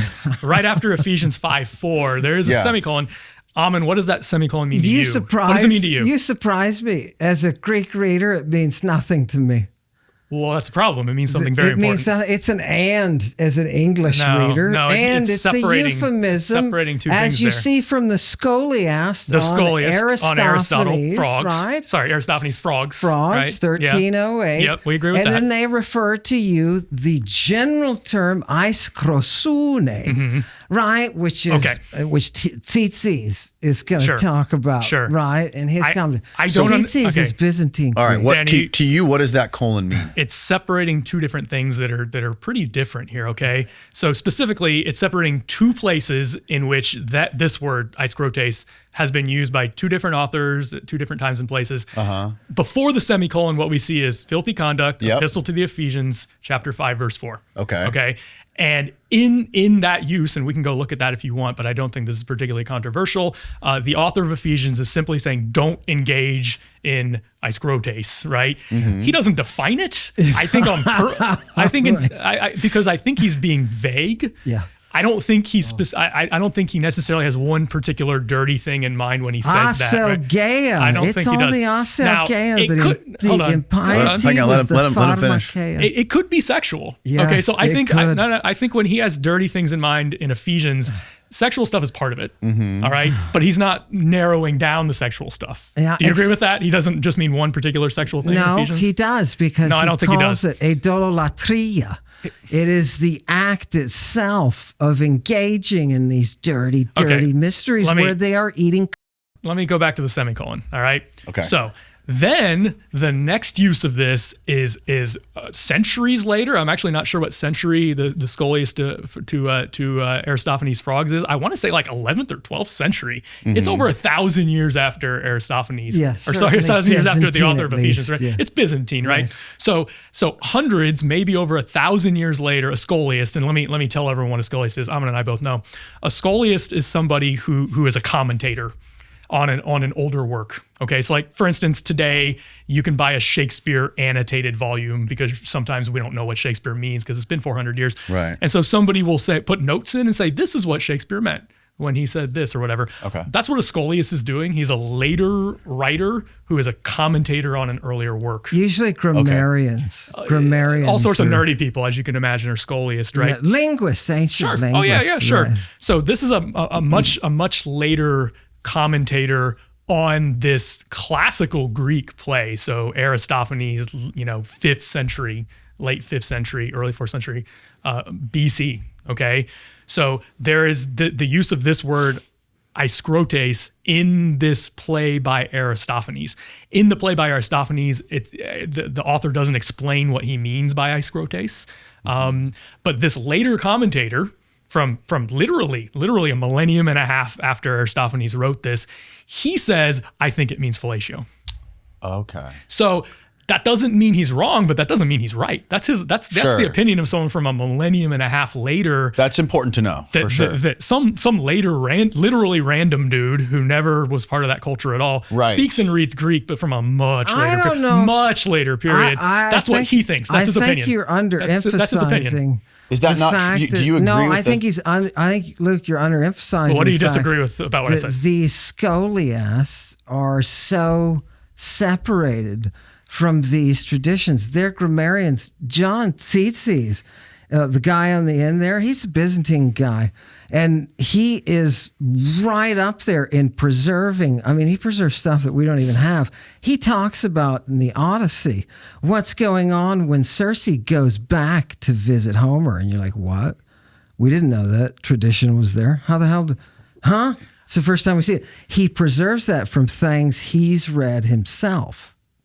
That's sometimes true. That can be true. Like he has a commentary. Yeah. That guy who's there talking about the αἰσχρόσune, which is the older form that they would have been using. He is saying, this source is telling us X, Y, and Z, and we don't have any other record of that. He's the one who's saying, look, this is euphemistically, right? Yeah, he's saying it's a euphemism for fellatio. Now, right. I'm not, to be clear, I'm not saying he's definitely wrong because he's writing 1,500 years later. Right. And I 100% agree that these scholiasts are in a tradition where they are very well read. They're not dummies. Just like if you hire someone to write a commentary on Shakespeare, hopefully they've read all of Shakespeare and everything else from the period to even know what they're talking about, right? So I am not trying to discount that these scholiasts don't know anything. Otherwise, we wouldn't cite them in a dictionary. However, we have to cite them with a pretty large grain of salt. So we can't just say that's definitely right. Because this is 1,500 years later that somebody is coming along and saying, I, Mr. Scholiast from the Byzantine period, think that the use of this word in Aristophanes' play, The Frogs, means fellatio, right? That's its opinion. It's a learned opinion, okay? I'm not saying he's wrong. Right. I'm just saying we do have to take it with a grain of salt. Sure. Right? We can't just say that's definitely what. Okay. Yeah. So also I want to make this point. He's only talking about the use of the word in Aristophanes' Frogs. He's not talking about it anywhere else, okay? He's not talking about the use of the word in Ephesians. He had no comment about the use of the word in Ephesians. He's not talking about the use of the word in what we were discussing before we came to this. Yeah, that's the Victorians who were putting them next to each other and putting the semicolon. Well, no, the semicolon is Bible. No, it's not. No, it's not. The reason that the semicolon is there, it's very simple. It's dividing two different times that this word was used. Okay. You agreed. It was used in Ephesians. It was used in the Frogs. Right. Two different times, and that's all. That's all the semicolon. And I would say it's used the same. I would say it's used the same. You can have that opinion. Semicolon is an and. You can have that opinion, but it's just your opinion, right? And I might have a different opinion. You might have a different opinion. We can both argue for it. Correct. And it's good. That's what university is for. Yes, we argue for our particular You think the leaders of the museum didn't fight with each other and all the fought all the underlings time and they stormed off and they started new museums. Exactly. Yeah, of course they did. Exactly. Right. Yeah. Now, can we have the text now? I'm just trying to start a new religion here today. That's all I'm here for. To finish the text. So I want to go back to, we were debating actually what led us to this is what the word aiskrgia means.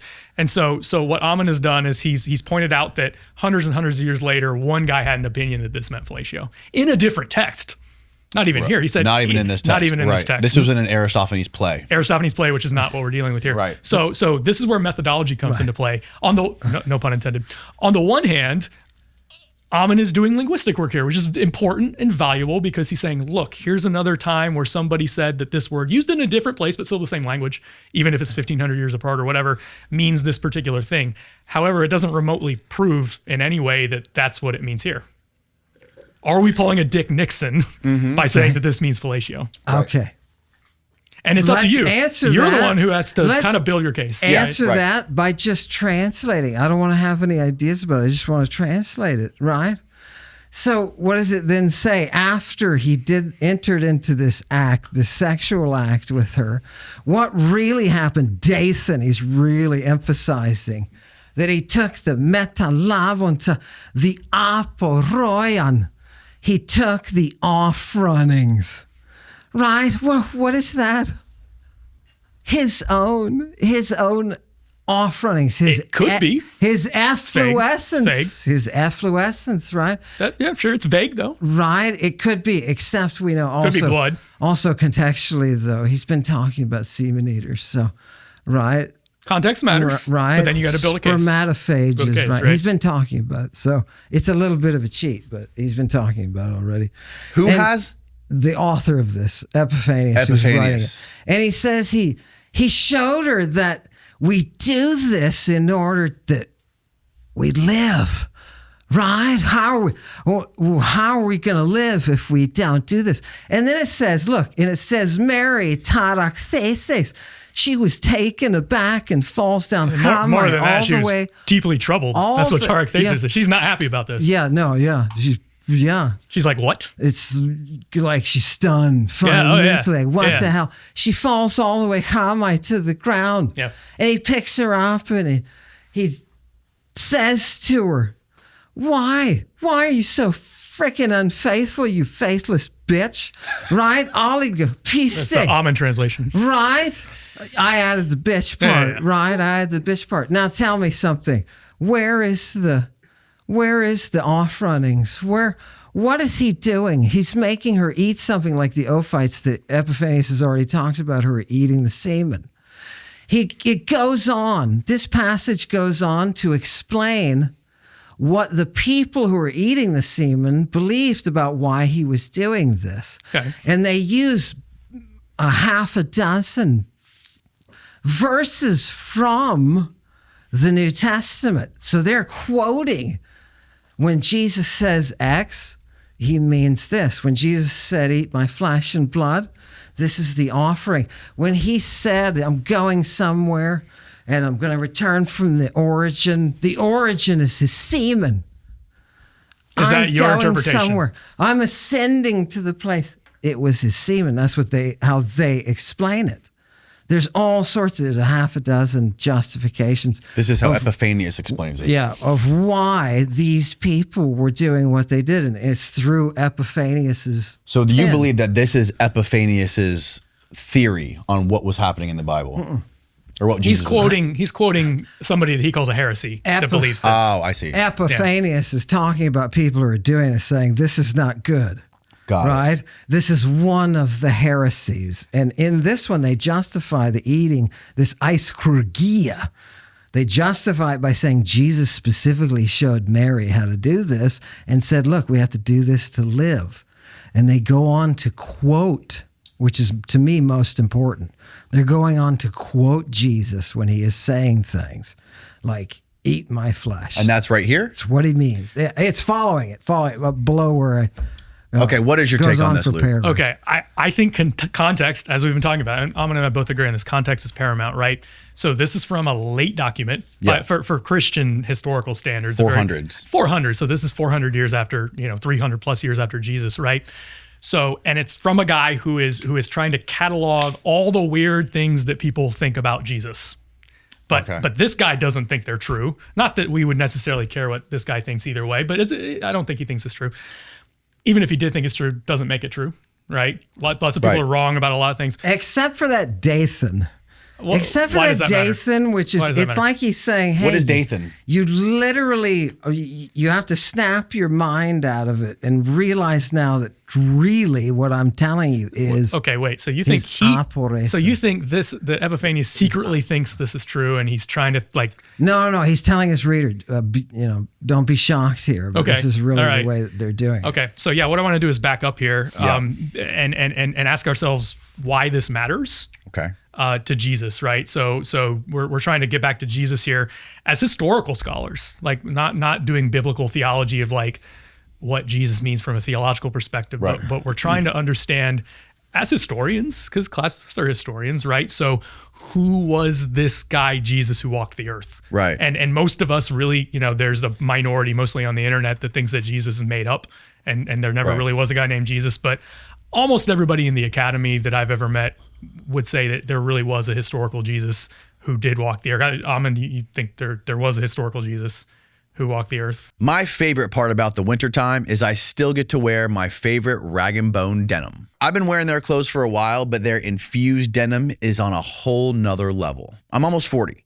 My style's changed, my body's changed, and I'm not trying to squeeze into some stiff cardboard feeling jeans anymore. When I put on their infused denim for the first time, it quite literally ruined all my other jeans for me. The fit is perfect, they're structured without being too tight, I can skateboard in them, they're super comfortable, and they're broken in on day one. They move with you, they keep their shape, and they develop character the longer you wear them. And no matter what your style is, slim, straight, relaxed, athletic, there's a cut that fits you perfectly.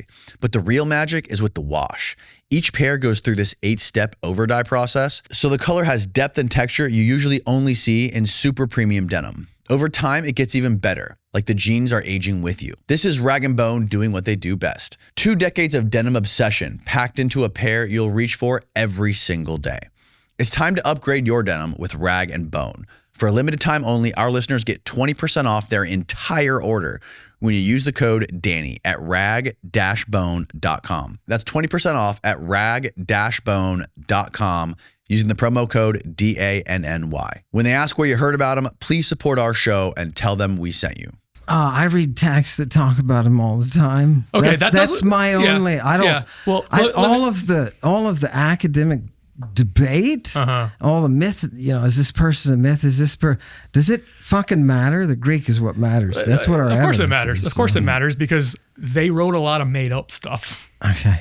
About everything. Yeah. Not just about Jesus, about Zeus, So just because something is written in a historical text and we do want to be responsible linguists and philologians and try to dive down into the text, which is what we've been talking about here, right? And try to get a good idea of what it means. The next question to ask is, so what? So like, okay, maybe we're trying to see what this text means. Does this word specifically mean this or something else? Those are wonderful debates to have. But then the next step is, did Jesus really exist? Okay. And it sounds like, Ammon, you're kind of not taking a position on that, which is fine. No, I don't take any positions. This text says Jesus was making Mary blow him. And he tried to make the apostles do the same thing after this. No. And they didn't. And it says they didn't follow him after that point. Okay. So do you believe that really happened? I don't have to believe anything. That's the text I'm talking about. No. Okay. We're having a disconnect here. It's science. It's not. This is science. No, it's a text. I don't have to believe. Not science, it's a text. I don't have to believe in chlorine. I know text. Chlorine texts exists. lie. I don't know if you know this, but sometimes texts lie. Actually, usually texts lie. Yeah, no. You can be. This guy could be lying out his butt. Okay. Epiphanius, the church bishop, he can be lying out his back. Sure. Plato's the biggest fucking liar on the planet. He's quoting people, so Plato he's not lying. Is the biggest liar on the planet. Oh, sure. Plato admits to it right up front. So, no, that's a part of the text, but I'm still going to tell you what Plato wrote. Sure. I 100% agree with that. But then I don't agree that it's not worthwhile or that we can just wave our hands and say, well, so what? Did this really happen?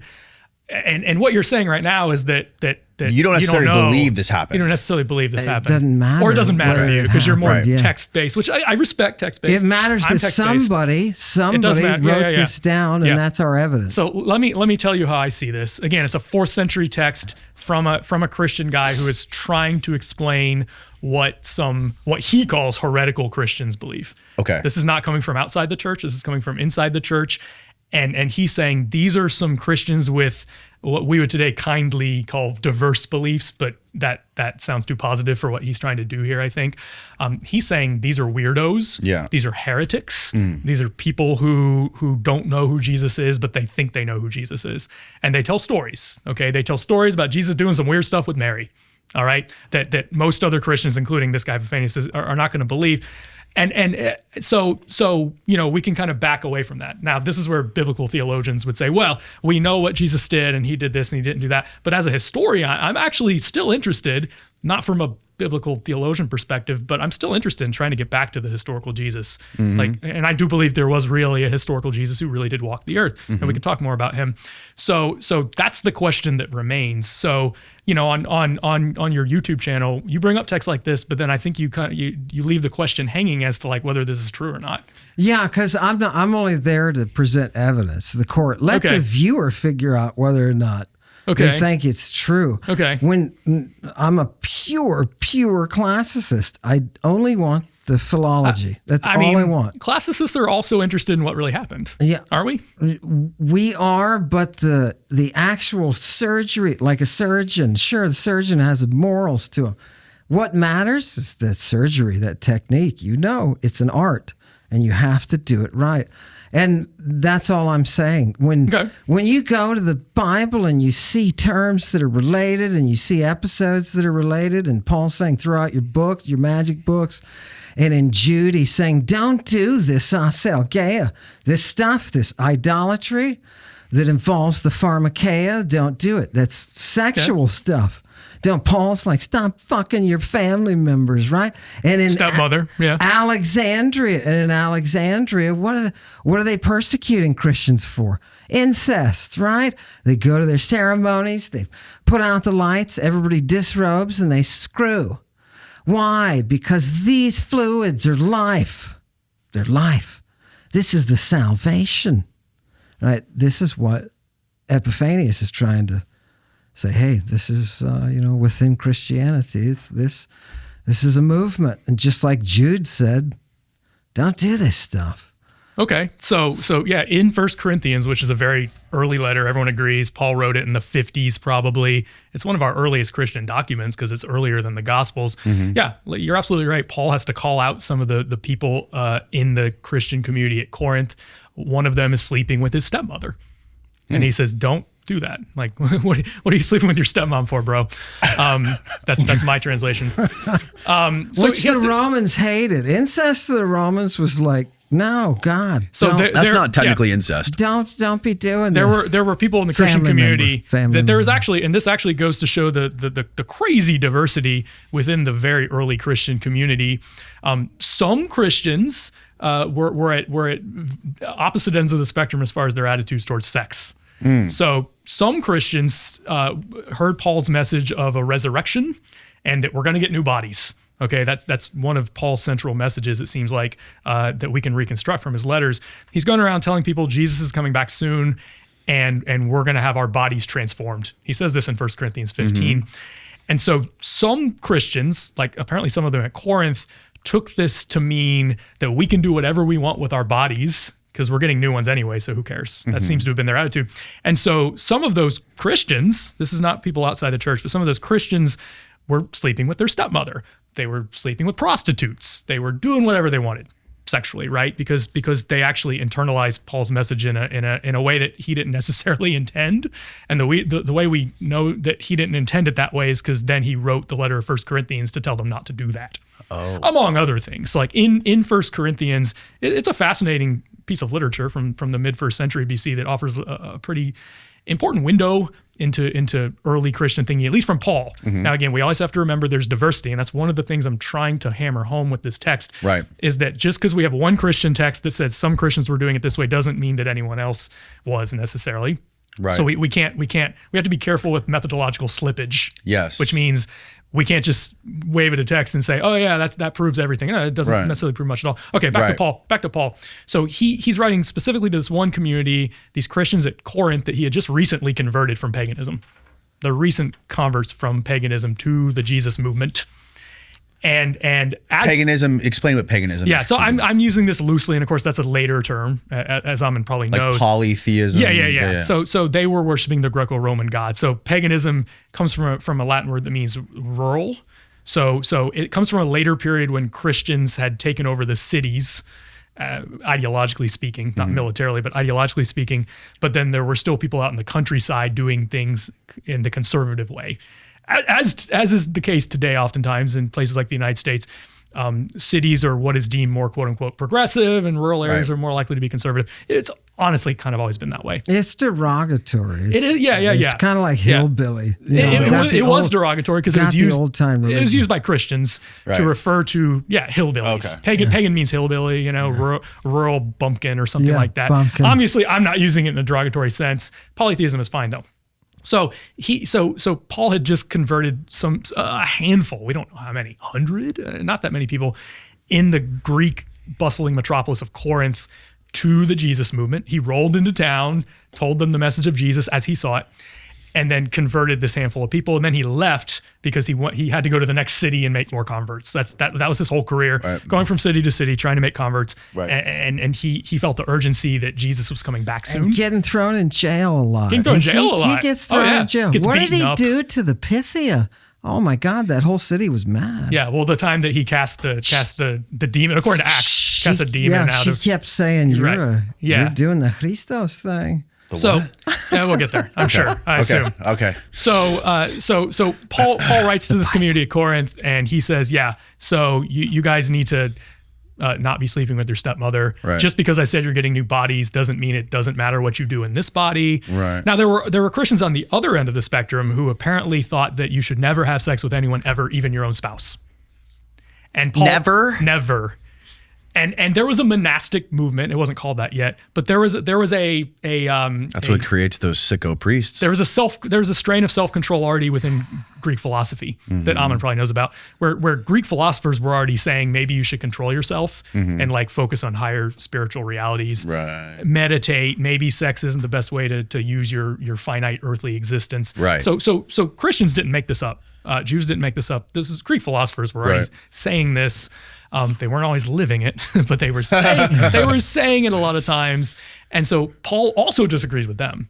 So he also thinks sex has a time and place. You should never have sex. And that's basically, that's the middle ground that Paul is trying to drive in the letter of 1 Corinthians. And that's where this stuff comes up essentially. So again. Why do you think he didn't suffer the ill effects of being bitten by a poisonous viper when he got shipwrecked and all the locals were like, oh God, that dude's gonna die, watch him? That's an interpretive question. So we have the story in Acts 27 or into Acts 28 where he has a shipwreck. He's being taken to Rome to stand trial before the emperor, and so they put him on a ship, load him from the Eastern Mediterranean, sail him all the way to Rome. They have a shipwreck on Malta, which is an island in the Mediterranean to the south of Italy.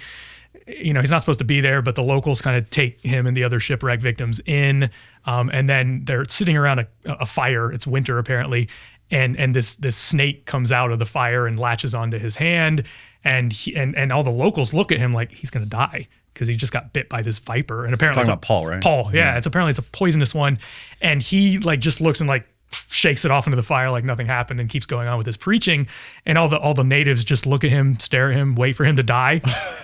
He doesn't die. It's like nothing happened. And then they start worshiping him as a god. And then he has to be like, no, guys, I'm not God. I'm just God's representative. And so the text, and again, this is an interpretive question, right? As we were just saying, we have the text. That's what the text says. The text doesn't give us an explicit explanation for why Paul doesn't die, except that I think that the author of the text, which is probably Luke, wants us to believe that God is protecting him, right? That doesn't mean that you can't come along like Ammon, I think, and say he's got some kind of concoction of anti-venom in his body or something. If we have other contemporary texts like Philuminus who are talking about, hey, this is the theriac that is used. you can counter the viper with this and that, but you have to Christ it. Right. It has to be Christed. Those texts are additional evidence that there's something going on there with Paul's viper bite. I don't have to believe in miracles because I have the reason of the word. And that word clearly is reflecting a real scientific anthropological reality that Paul is walking around with viper venom, which is not atypical, is not atypical. So you think he's like the guy in The Princess Bride? So he's using his knowledge of Galen's theriac, which allegedly Galen was using as like a performance-enhancing drug to keep himself safe from being poisoned by snake venoms. And he's connecting that to this biblical writing of Paul getting bit by a snake. All of that is written in Galen in a work on the theriac de Piso. Okay. And he talks about the theriac that Marcus Aurelius is on with its compound drugs. Yeah. The concept of using antidotes through the viper venom specifically traces in the Bacchic text as well. It's the same. All these priests like Nicander, that's what they're talking about. They're talking about the use of these venoms and toxins in order to induce that open-eyed spiritual experience, vision. It is a process that is biochemical. And as an investigator of the Greek, it looks to me like Paul is on that list, and that's why the Pythia calls him out for it. She knows that he's got to be Christing. She knows what Christing is. All right, we're going to get into the Christing stuff. I want to make sure we stay on track, though, and not make this thing go all over the place. Yes. I want to keep it kind of like segmented. Understood. So does that make sense to you, how he's connecting this theriac, the idea of the theriac and these first of all, I'm sure you know about, or are you familiar with Galen's theriac and Nero's physician talking about this? Marcus Aurelius, yeah. Aurelius also Nero's physician talked about the theriac, right? Yeah. A concoction of like 7 different viper venoms, viper flesh, and all kinds of stuff that allegedly Marcus Aurelius was using and drinking daily. It had opium in it as well, to keep himself safe from people who were trying to kill him with poisons. I have little doubt that there were people doing drugs. Yeah. Regardless of what your advisor said. Well, this wasn't necessarily like a drug to get you high. This was more of like a concoction. Sure. That's fine. That's fine. Again, I think Ammon and I both agree we want to be faithful to the text and be careful with the texts. Right. So Galen is writing quite a bit later. Nero's obviously closer to Paul's time, much closer to Paul's time. So he's executed under Nero, isn't he? Yeah, at least traditionally, right? It's actually Nero's our sources aren't great for that. Who's the source? Paul was executed under Nero? Yeah. Okay. Traditionally, like that, Okay. Our sources are not great for that. But that, for sure. that was the early rumor. Okay. Very early rumor. Okay. It's definitely not a later creation by any stretch. It's not in the Bible. So my perspective on this is that we can hypothesize. I think it's interesting to hypothesize. I don't see any evidence in the Bible for that. I don't see any evidence in the biblical text of Acts where this viper bites Paul that makes me think he's definitely on some kind of concoction. Sure. I get that. Yeah, I get that. Like it's not in there. Right. But it doesn't say he's not. But do you think it's reasonable how he's making the connection from Galen's theriac to Paul not dying from being bit by a viper? I think he could write an article on it. Is that too much of a stretch? We could talk about it. I think he could write an article on it. I'm done with it. It'd be fun. It'd be fun because the community can decide if it's too much of a stretch. Sure. Now, the community is wrong sometimes. Yes. Right? I think we can all agree on that. Yes. Sometimes the community is too conservative. I don't mean that politically. I mean, like, they just cling to older ideas, right? Sure. I don't know. I'm not a drug expert, honestly. Mm-hmm. I haven't read Galen, so I can't really comment. I've read parts of Galen. I haven't read as much Galen as you. That's why I respect you, because he admits that. He hasn't read Galen. He doesn't know. Yeah, as we were talking about earlier, I'm here to call balls and strikes, and most of what we talked about has been within my area of expertise. I have no problem saying, you've read more Galen than me. Yeah. Okay? now I'm interested. Maybe like you send me these sources and I'll take a look at them, and then we can do this thing with them. A good connection is your wine too. Yeah. He wrote about wine and the I know a lot more about wine than any other drugs. Yeah. It's connected because Dioscorides and others, physicians, write about the use of wine as a base for the drugs, man. A lot of times they put drugs in the wine. All sorts of wines that are drugged this was like wine. the Eleusinian Mysteries, right? This is not anything to do with cult. This is just people enjoying drugged wines. Oh, wow. Yeah, it's for health. Really? Yes, it's for health purposes. They're all, oh God, the descriptions of them are lengthy, and the amount of ingredients they're putting in. Oh, it's fantastic. And there's always a medical connection. It's always like, oh, this one cures your dropsy, right? Or your inflammation will be reduced with this wine, which has these 3 herbs that are attic herbs from so-and-so. Okay. Fantastic. That's fun. You did wine. You history of wine and stuff. And of course, wine was the most common drug in antiquity. Yeah. Like everybody drank it, even kids. Really? Although we do have to understand that the Greeks specifically mixed wine quite heavily with water. So their traditional concoction of wine was 2 parts water to 1 part wine. In other words, it was only 1/3 wine and it was 2/3 water that they were drinking.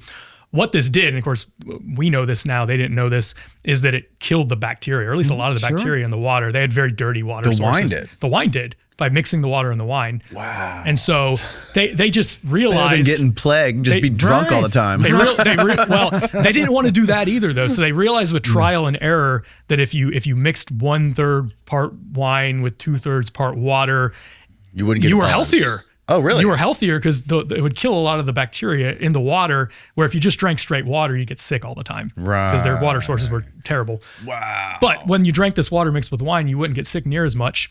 But you also wouldn't get drunk unless you drank a lot. Because if it's 2 parts water to 1 part wine, it's going to take quite a bit for you to even get buzzed, right? Which is why they would give it to kids. So it was a health drink for everybody of any age. And opium. They gave a shit ton of opium to kids. And earaches, toothaches, his recommendation is always opium. Really? Diarrhea, I don't know about opium. that. Okay. I have nothing to say about that. Diarrhea, opium. Yeah, it's way, way overprescribed. Way, way overused. It's like common. Very common. Okay, before we get into the Christing stuff, I want to talk about the idea that Ammon brings forward about the Septuagint. And Ammon believes the Septuagint was originally written in Greek and then translated into Hebrew. And he's the only person with a pulse in the cosmos, in the cosmos that believes this to be truth. And other people I've had on here, experts, I've asked the same thing, and they all say that the Greek in the Septuagint was, one guy, Gad Barnea, said it was Jewish Greek. Some people say it's Koine Greek. It is Jewish, yeah. It's Jewish. It's wait. Are you going to say it's Jewish Greek? Why don't you make your case and then I'll make Ammon, make your case. Okay. Lay it out for folks who aren't familiar with this, the people that may not even know what the Septuagint is. Sure. So I'm not actually the first person to say this, nor am I the only person. There was a Jewish scholar, Yehuda, Dr. Yehuda, who wrote a book called Hebrew is Greek. And in it, he takes the triliteral roots that you find in the Hebrew, and then he shows you the Greek from which that term was derived. So, and he shows you through the use of colloquialisms, euphemisms, that the Hebrew is actually being constructed around the Greek. And he wrote his book, Hebrew is Greek, in the 80s, I think it was, 70s, 80s, something like that. And of course, you can imagine it did a dive, because if that's the case, everything that we know about biblical scholarship is wrong, completely wrong. There is a rabbi who came forward. Do you have, oh, there it is. Do you have, and there he's talking about the Spartans in the Greek, that the Jews are actually from Sparta and Crete. Anyway, can you, Steve, did you get the video clip, the short clip that I sent you last night? Yeah, I got it. Yeah, this is Rabbi, right? Tovia, right. Let's see here what he says. I'll be quiet. Okay. The key is that Christians are appealing to a Septuagint, a Greek translation. A translation can never be superior to the original. It's, in any Western court, the law of best evidence states that an original document in its original language is always superior to any translation. So this is a specious argument, but he is exactly good, right. Steve. A translation cannot be superior. To be clear, he is saying the Septuagint is a translation. Right, he's saying the Septuagint so he's not is a translation. Not agreeing right, with you. so the Septuagint should be a step down from the Hebrew original, because in the translation process, you lose information. You never gain information. You never get a more technical document from a translation, because because the translation is not adding. You can always add stuff anytime you translate anything. Well, you can, but you're not translating. You're then a lot of the Septuagint is an embellishment of the original Hebrew. You're embellishing. Yeah. So what I'm saying is exactly what you're saying doesn't happen, does happen with the Septuagint. Okay, go on. So his premise is this: superior form is the original. Who decides superior form? I'll show you right now. Let's look at an actual text. Hit it, Steve, with the Greek text there. This is from Genesis 1:2. This is from Genesis 1:2. Is it this one? The one with the, yep, there you go. The whole verse is in the middle, and the earth was aoratos and akataskewastos. The earth was King Jamesy, without form and void. Kaiskotos, and the darkness was upon the deep, they'll say, the abyss.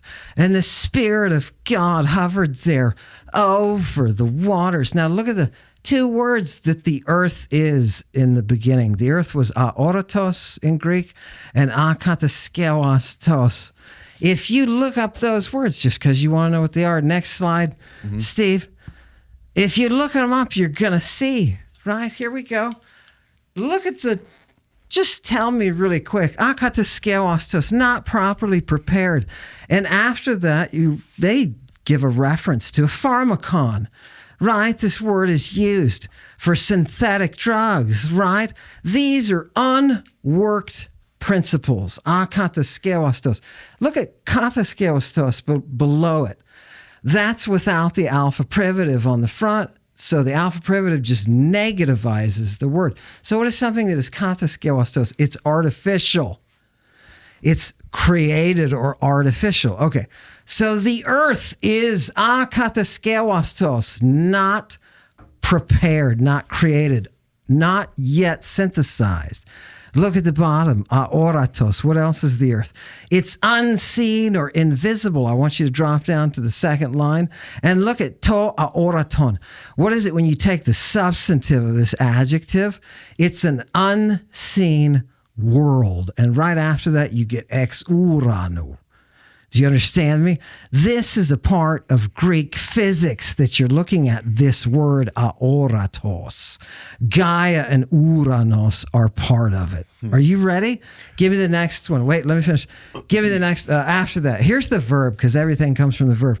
What does the Hebrew version, okay, let's see, is this superior or inferior? Look at the Hebrew version, an empty place. This is tohu.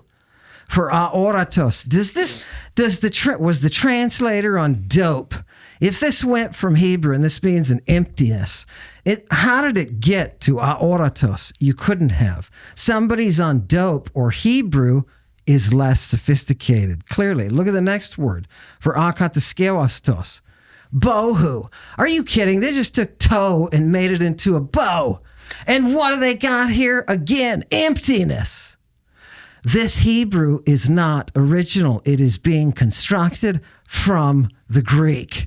It is a terrible, terrible attempt to make a native translation out of a language that is so far sophisticated. Greek has 1.5 million word forms. Hebrew has 7,000 unique words. It can't compete. Okay, I'll stop there. You respond now. Okay, thank you. So again, let's examine our priors here. In other words, what are we sort of assuming? You're assuming as you go through this, number one, that you can make a judgment as to which language is more superior, which is very debatable. But let's just say, for the sake of argument, that you're right, that somehow Greek is more superior than Hebrew, which no linguist would. Technically superior, that it's more advanced, that it's more descriptive, has a bigger vocabulary. Greek has the philosophical tradition by this point, right? And so the translator, who must be fluent in both Hebrew and Greek to do this translation, is probably a Jewish person who knows Greek, because nothing else really makes sense. And this is a person probably in Alexandria, which is a center of Greek philosophical learning, right? Yep. And this Jewish guy who knows Greek, and maybe Greek is even his native language. Of course it is. Because he's in a Jewish colonial context, just like a Jew in the United States today would have English as their native language. Doesn't make them any less Jewish. Doesn't mean that they haven't been to synagogue and learned Hebrew. 100%. Okay. I get it. So this guy is familiar with the Greek philosophical tradition.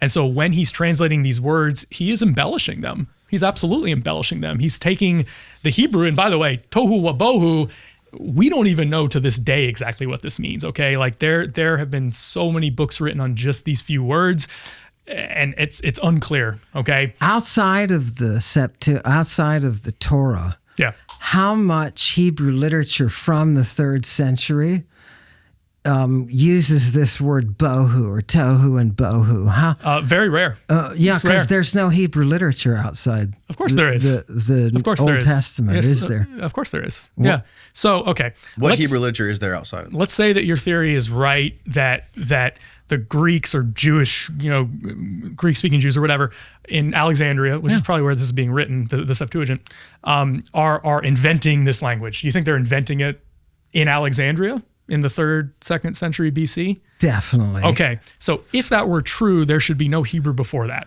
There should be no literature at all. There should be nothing. You have a problem because there is Hebrew before that. What is the Hebrew? The archaeological evidence. We have a lot of archaeological evidence. Some scribblings. No, it's not. It's okay. You have no work. You have no. You go to and look at. They talk about the amulets. You go and look at these things. It looks like it could be an aleph. It must be. It must be Hebrew, or no, it's Proto-Hebrew. You have no works, like Danny just said. You have no works in Hebrew. Let's hear what he has to say about it. We have the priestly blessing, which is in the Book of Numbers, attested from an archaeological dig dated to the 7th century BC. Ammon. Yeah, you have that's 500 years before the Septuagint. You have the that Hebrew text. That you Hebrew have a text for this? That Hebrew radically predates. You have the text. You can go look it up. It was in an archaeological numbers dig. It was an archaeological dig. Written on the entire Book of Numbers. No, I said 3 verses. The priestly blessing in Numbers. Let's look at this. Let's look this up. Let's look this up. Look up Ketef. Hold on. That's fantastic. Ketephinom. Ketephinom. 2 words. Space. 2 words. Ketef space HI. There you go. There it is. Ketephinom scrolls. Yeah. Okay. Go to all. This is the silver. It's written on silver. Oh, wow. And it's written in Paleo Hebrew. There it is. Priestly blessing from number 6. Do they think it's in Paleo Hebrew? It is in Paleo Hebrew. 2 tiny. Well, I mean, it's a theory because it's true. No. What is Paleo Hebrew? Explain to the people what Paleo Hebrew is. And what are your documents that are in Paleo Hebrew? Right here. Here's one of them. No. This is 3 lines from a silver. One of thousands. From a silver plate. One of thousands. Okay. So there is Paleo Hebrew. Everyone agrees that Paleo Hebrew is an alphabet that was used in pre-exilic times. So leading up to the destruction of Jerusalem by the Babylonians in 586 BC. Mm-hmm. They used a different alphabet than they used later. And this is what it looks like. This is what it looks like. That's Paleo Hebrew. That's silver? That's silver. And written. Yeah. So can you zoom in a little bit more, Steve? Yeah. So tohu wabohu is in there? No, of course not. That's not the verse. It's a priestly blessing. So that scribbling is Hebrew. That's Hebrew. Yeah. And it's something that's in the Bible. It's something in the Hebrew Bible that already is found in an archaeological dig from earlier than 600 BC. So it predates the Septuagint by hundreds of years. They're already writing Hebrew. They're already writing stuff that's in the Bible. They're already inscribing it and on scrolls, maybe keeping it with them, maybe as an amulet. What is Paleo Hebrew? Paleo Hebrew is this alphabet we're looking at here. This is an alphabet. That's an alphabet. Okay, and it's Aleph, Bet, Gimel, Dalet, Hey, Vav. That's it's an abjad. It's the exact alphabet of the. It's an abjad. It's what we call it's a different classical script. Hebrew. It's a different script, but it's Hebrew. the exact same alphabet. Yeah. Yeah, and they're sure it's completely been identified as Hebrew. It's very clear. Right, I see a Hebrew rendition. I see a Hebrew rendition, on the right. But they are certain. Wait, and they base that on what? It's just from this one? There's thousands of these. There's thousands. This is just the most famous one. But there's no. Is there a translation of this from antiquity? I mean, how do we know? It's an archaeological What I'm saying is they didn't put English translations in the archaeological dig. What I'm saying is, how do we know that that's the line from the text that we have? Because it's the exact same word from several hundred years later. Somebody put that. Oh, you think it was planted? But no. Is this like an alien theory? What are you saying? They do the same thing with Phoenician. Yeah, right. They do the exact same thing about guessing what the letters are, and that's why when they find an inscription, they guess that it's either Hebrew or Proto-Hebrew. At the time that this is being written, what's the date on the silver? Yeah, 700s. So 7th century BC. It was found 600 BC. 600 BC. Yeah. How many? That's the consensus. How much literature is there being generated that is from this Proto-Hebrew? What other cultures are referring to Proto-Hebrew? It's none. There's several cultures around them that refer to Israel and refer to specific kings of Israel that are in the Bible. They think they found the name Israel in an inscription. They found it multiple times. I don't think anybody debates that except you, apparently. What is the Israel? Where does it come from? You're a linguist. It's a Semitic. Yeah. Where does the word Israel come from? Yeah. Well, it's a Semitic word. It looks like a verb, but it's a name, of course. So Semitic names are often compounds of a verb and a noun. And the L at the end is God. L at the end is God, right? The Yisser part looks like a third singular masculine Semitic verb. There's debate about which verb it would come from, but it might mean God rules, or he struggles with God, or God struggles with somebody. Okay. That's the traditional etymology. Yeah. Okay. What literature do we have in it that you just gained that insight from? Where is the evidence? Yeah. So here's, I think, the methodological problem. You're saying that if a culture got destroyed, and the pre-exilic Israelite and Judean kingdoms got destroyed. The kingdoms got destroyed by the Assyrians in 721 BC, and then the Babylonians in 586 BC. They had an apocalypse, essentially. Those nations, those ethnicities had an apocalypse where these foreign empires rolled in and destroyed them. They just leveled their cities to the ground. Jerusalem was leveled to the ground in 586 BC. They burned Jerusalem to the ground in 586 BC.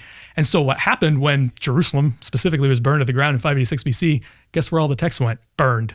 Gone. They got burned. In the that's why we had the silver is what we had. The silver survived, and this was, I think, it was buried, and it was outside of Jerusalem, so it wouldn't have been caught in the fire. It was in a library. They would have had libraries that got burned, just like the Library of Alexandria. They almost certainly did. Full of Hebrew libraries. Almost certainly. Almost certainly, or they did. That's a big difference. Yeah. Okay, Ammon, let's back up and talk about methodology again, because I want to make sure. I just want to know if they had Hebrew libraries. I want to keep our eye where this language was preserved. I want to keep our eye on the ball. Yeah, we've already said 2 hours ago at this point that we don't know much about the ancient world. So what we're dealing with usually is probabilities. I like to think this from like the perspective of a Vegas gambler. We don't know, if you're gambling on something in Vegas, you don't know for sure what's going to happen or whatever, but you have probabilities. Okay. You can say, well, it's most likely or it's less likely. And so I'm going to put money on things that are more likely. And so we have probability. So you're asking me for 100% probability of something that happened 3,000 years ago. Evidence. And I'm asking for evidence. It's right up on the screen now. It's not. This is evidence. That's somebody's interpretation of what that is. That is not the evidence. No, you don't know. What I'm telling to you is if this is Ammon, hold on. If this language is being used at the time, if this language is being used at the time, what other surrounding peoples and cultures record it? I just told you there's multiple ones. But the problem is that those same empires that rolled in and destroyed Jerusalem destroyed those other cultures too. Right. Why isn't there a Greek record? So, Ammon, are you saying the Greeks weren't doing anything over there? Hold on a second. Hold on. Are you saying that the Hebrew writing on the right is not accurate to what's on the silver? How do we know that it's accurate? I'm questioning the evidence of the people who made this translation or interpretation of what it is, because what other documents are they using? Do they have? That's why I asked, do they have libraries? You can't do this with Greek. There's no guesswork about what it is. There's no guesswork here. It's pretty clear. Proto-Hebrew versus no. Greeks had different alphabets. No. At this time that you say this thing is existing, there's Greek works all over the place. Society is run guess what? by that Greek work. You know what the Greeks avoided? getting burned to the ground by the Persians, which almost happened in 480. Okay. Yes. So if the Greeks had not managed to fight off those 2 Persian invasions, we'd probably be in the same position with Greek literature, where it would have all got burned to the ground. And then we'd be in this position where all the Greek we would have is digging up stuff in archaeological digs. I hate to guess. We'd be in a difficult position. I We hate always to have to guess, guess. but when the Christians anything we do is guessing for the ancient world. We don't know anything for sure. I hate to guess, but when Greek began to lose its glory as the oracle shut down and as the 4th century lurched over its loss of its pagan origin, the language was affected, and you see that. But in the influence of the Byzantine Greek, the problem is throughout the use of the Greek, we've got Greek grammarians, we've got Greek scientists who are working on the language, right? What I am saying here is, at the time that the Greeks are doing that and noting these other histories and these other societies around them and forming anthropologies and explanations of history of the cultures around them, nobody ever encounters anything like this. The only reference that we have to anything Semitic is the Phoenician. And we know the connection to the Phoenician, that the Greeks even argued themselves that the Phoenician was not responsible for Greek. There's Greeks to say it was and Greeks to say it wasn't for the alphabet, right? So this is theoretical. There's no contemporary documentation of any of this.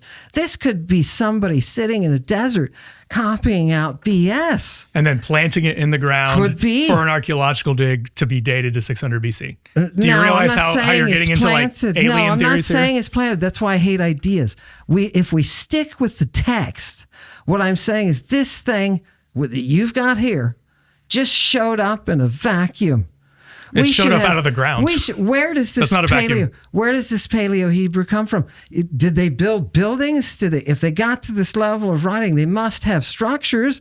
They must have history and archaeology. Where is it for this? This is the archaeology. It's not. This coming thing? out of the ground. This That's thing is not archaeology. the archaeology. It's coming from the archeologists who found it in the ground when they were doing an archaeological Everything has to dig. start somewhere, right? Yeah. Right. But when you find, let me tell you what I'm talking about. When you're doing a Greek site, for example, and you find Greek writing, the Greek writing builds for you exactly what's going on. You see those columns, you see this type of architecture, you see what they're using, the mathematics, they're in these Greek texts.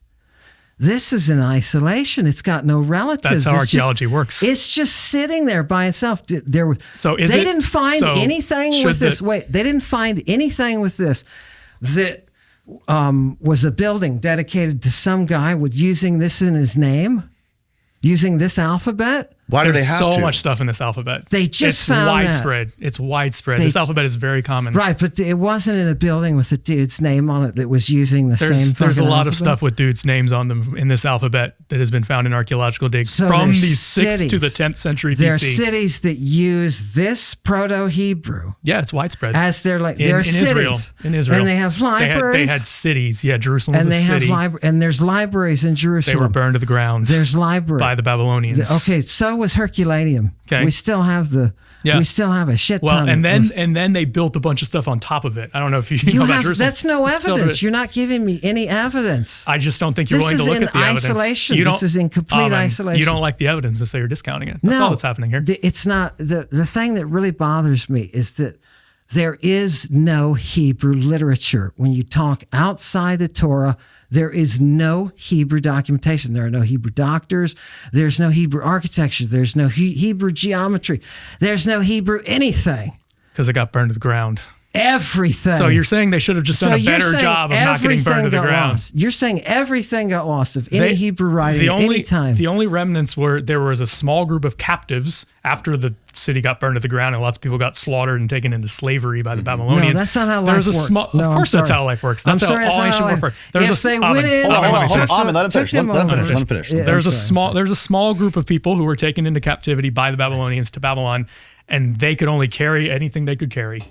They carried their most sacred text, and that's all that survived that conflagration. That civilizational conflagration, that's all they kept.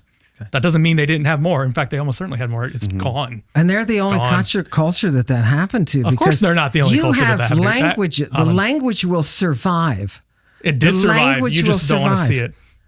It survived in the Torah. It survived in the Hebrew Bible. That's all you've got. And it survived in the grounds. That's all you've got. Okay, you just made a statement that is false, and that is this is the only culture that's happened to. Of course, it's not the only culture that's happened to. Let's talk about the Persians. Yeah. Let's talk about the Persians. Yeah. The Persian Empire was far mightier, far more scientifically advanced than the Hebrews. Do we have classical Persian? We have inscriptions. We have the Behistun inscription. And then we have a few things from Herodotus where he's transliterating words from Persian. So we have contemporaries. No, we have contemporaries talking about the language. We have Herodotus talking about That's exactly what I'm talking about. We have no Herodotus who can say there is Paleo-Hebrew. Yes, we've got the Persian. We've got the Phoenician. He's 200 years after that. All of these, I'm saying, and a dude like Herodotus. Yeah. Actually, you're nobody for this. You're wrong about that too. Nobody's. You're wrong about that too. Okay. The Nebuchadnezzar Chronicle has been discovered in Babylon. So Nebuchadnezzar was the most powerful king of Babylon. He, from 605 to 562 BC, he was the guy who came over and burned Jerusalem to the ground with his armies. Historians generally accept this. We have found his chronicle. So most kings would write a chronicle of the things that were ongoing during their reign that they thought was important enough to be kept for future generations.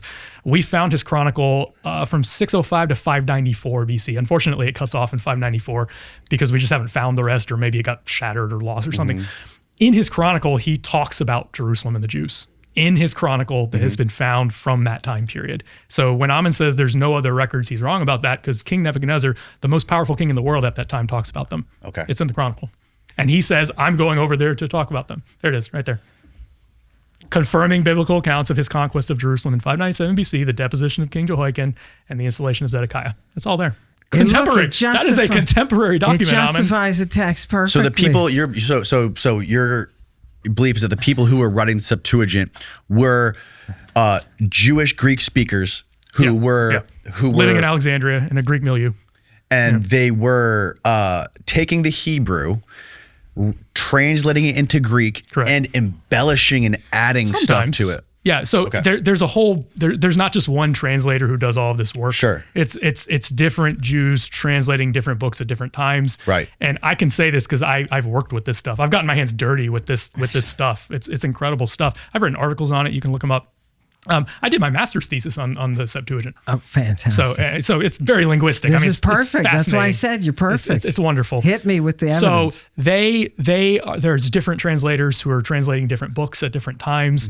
What seems to have happened is what year was it translated? We don't know for sure, but probably third to 1st century BC. Probably the earliest stuff is third. The only way you can really date something is by people who quote it. What's the earliest we get people reading this text, right? That's really what you can quote. You can look at the letter of Aristeas, which people in antiquity said was a forgery, that talks about the translation. People said that was a forgery. That doesn't matter. Who's quoting it? And when are they quoting it? Jesus is quoting it, right? The New Testament is quoting the Septuagint, so in Greek. In Greek. It never quotes it in Hebrew, which has always bothered me. If the Hebrew is the superior original, and that's what the people, the rabbis, are promoting, why the hell doesn't Jesus quote Why don't you Hebrew? think Jesus was quoting it in Hebrew? Well, Jesus was probably quoting in Aramaic. All right. Probably. No, that's linguistically let's go back to methodology. Weak. Probably. Is it probably in Greek? No, it either is in Greek or it isn't. You're trying to pull a fast one here. No. All we have is probably. Right. So when I say probably, I'm being responsible. Okay. When Ammon doesn't say probably, he's being irresponsible with the data. I want to be clear about that. So I'm a responsible scholar. I hope you are too. Let's try to work toward that. So obviously not.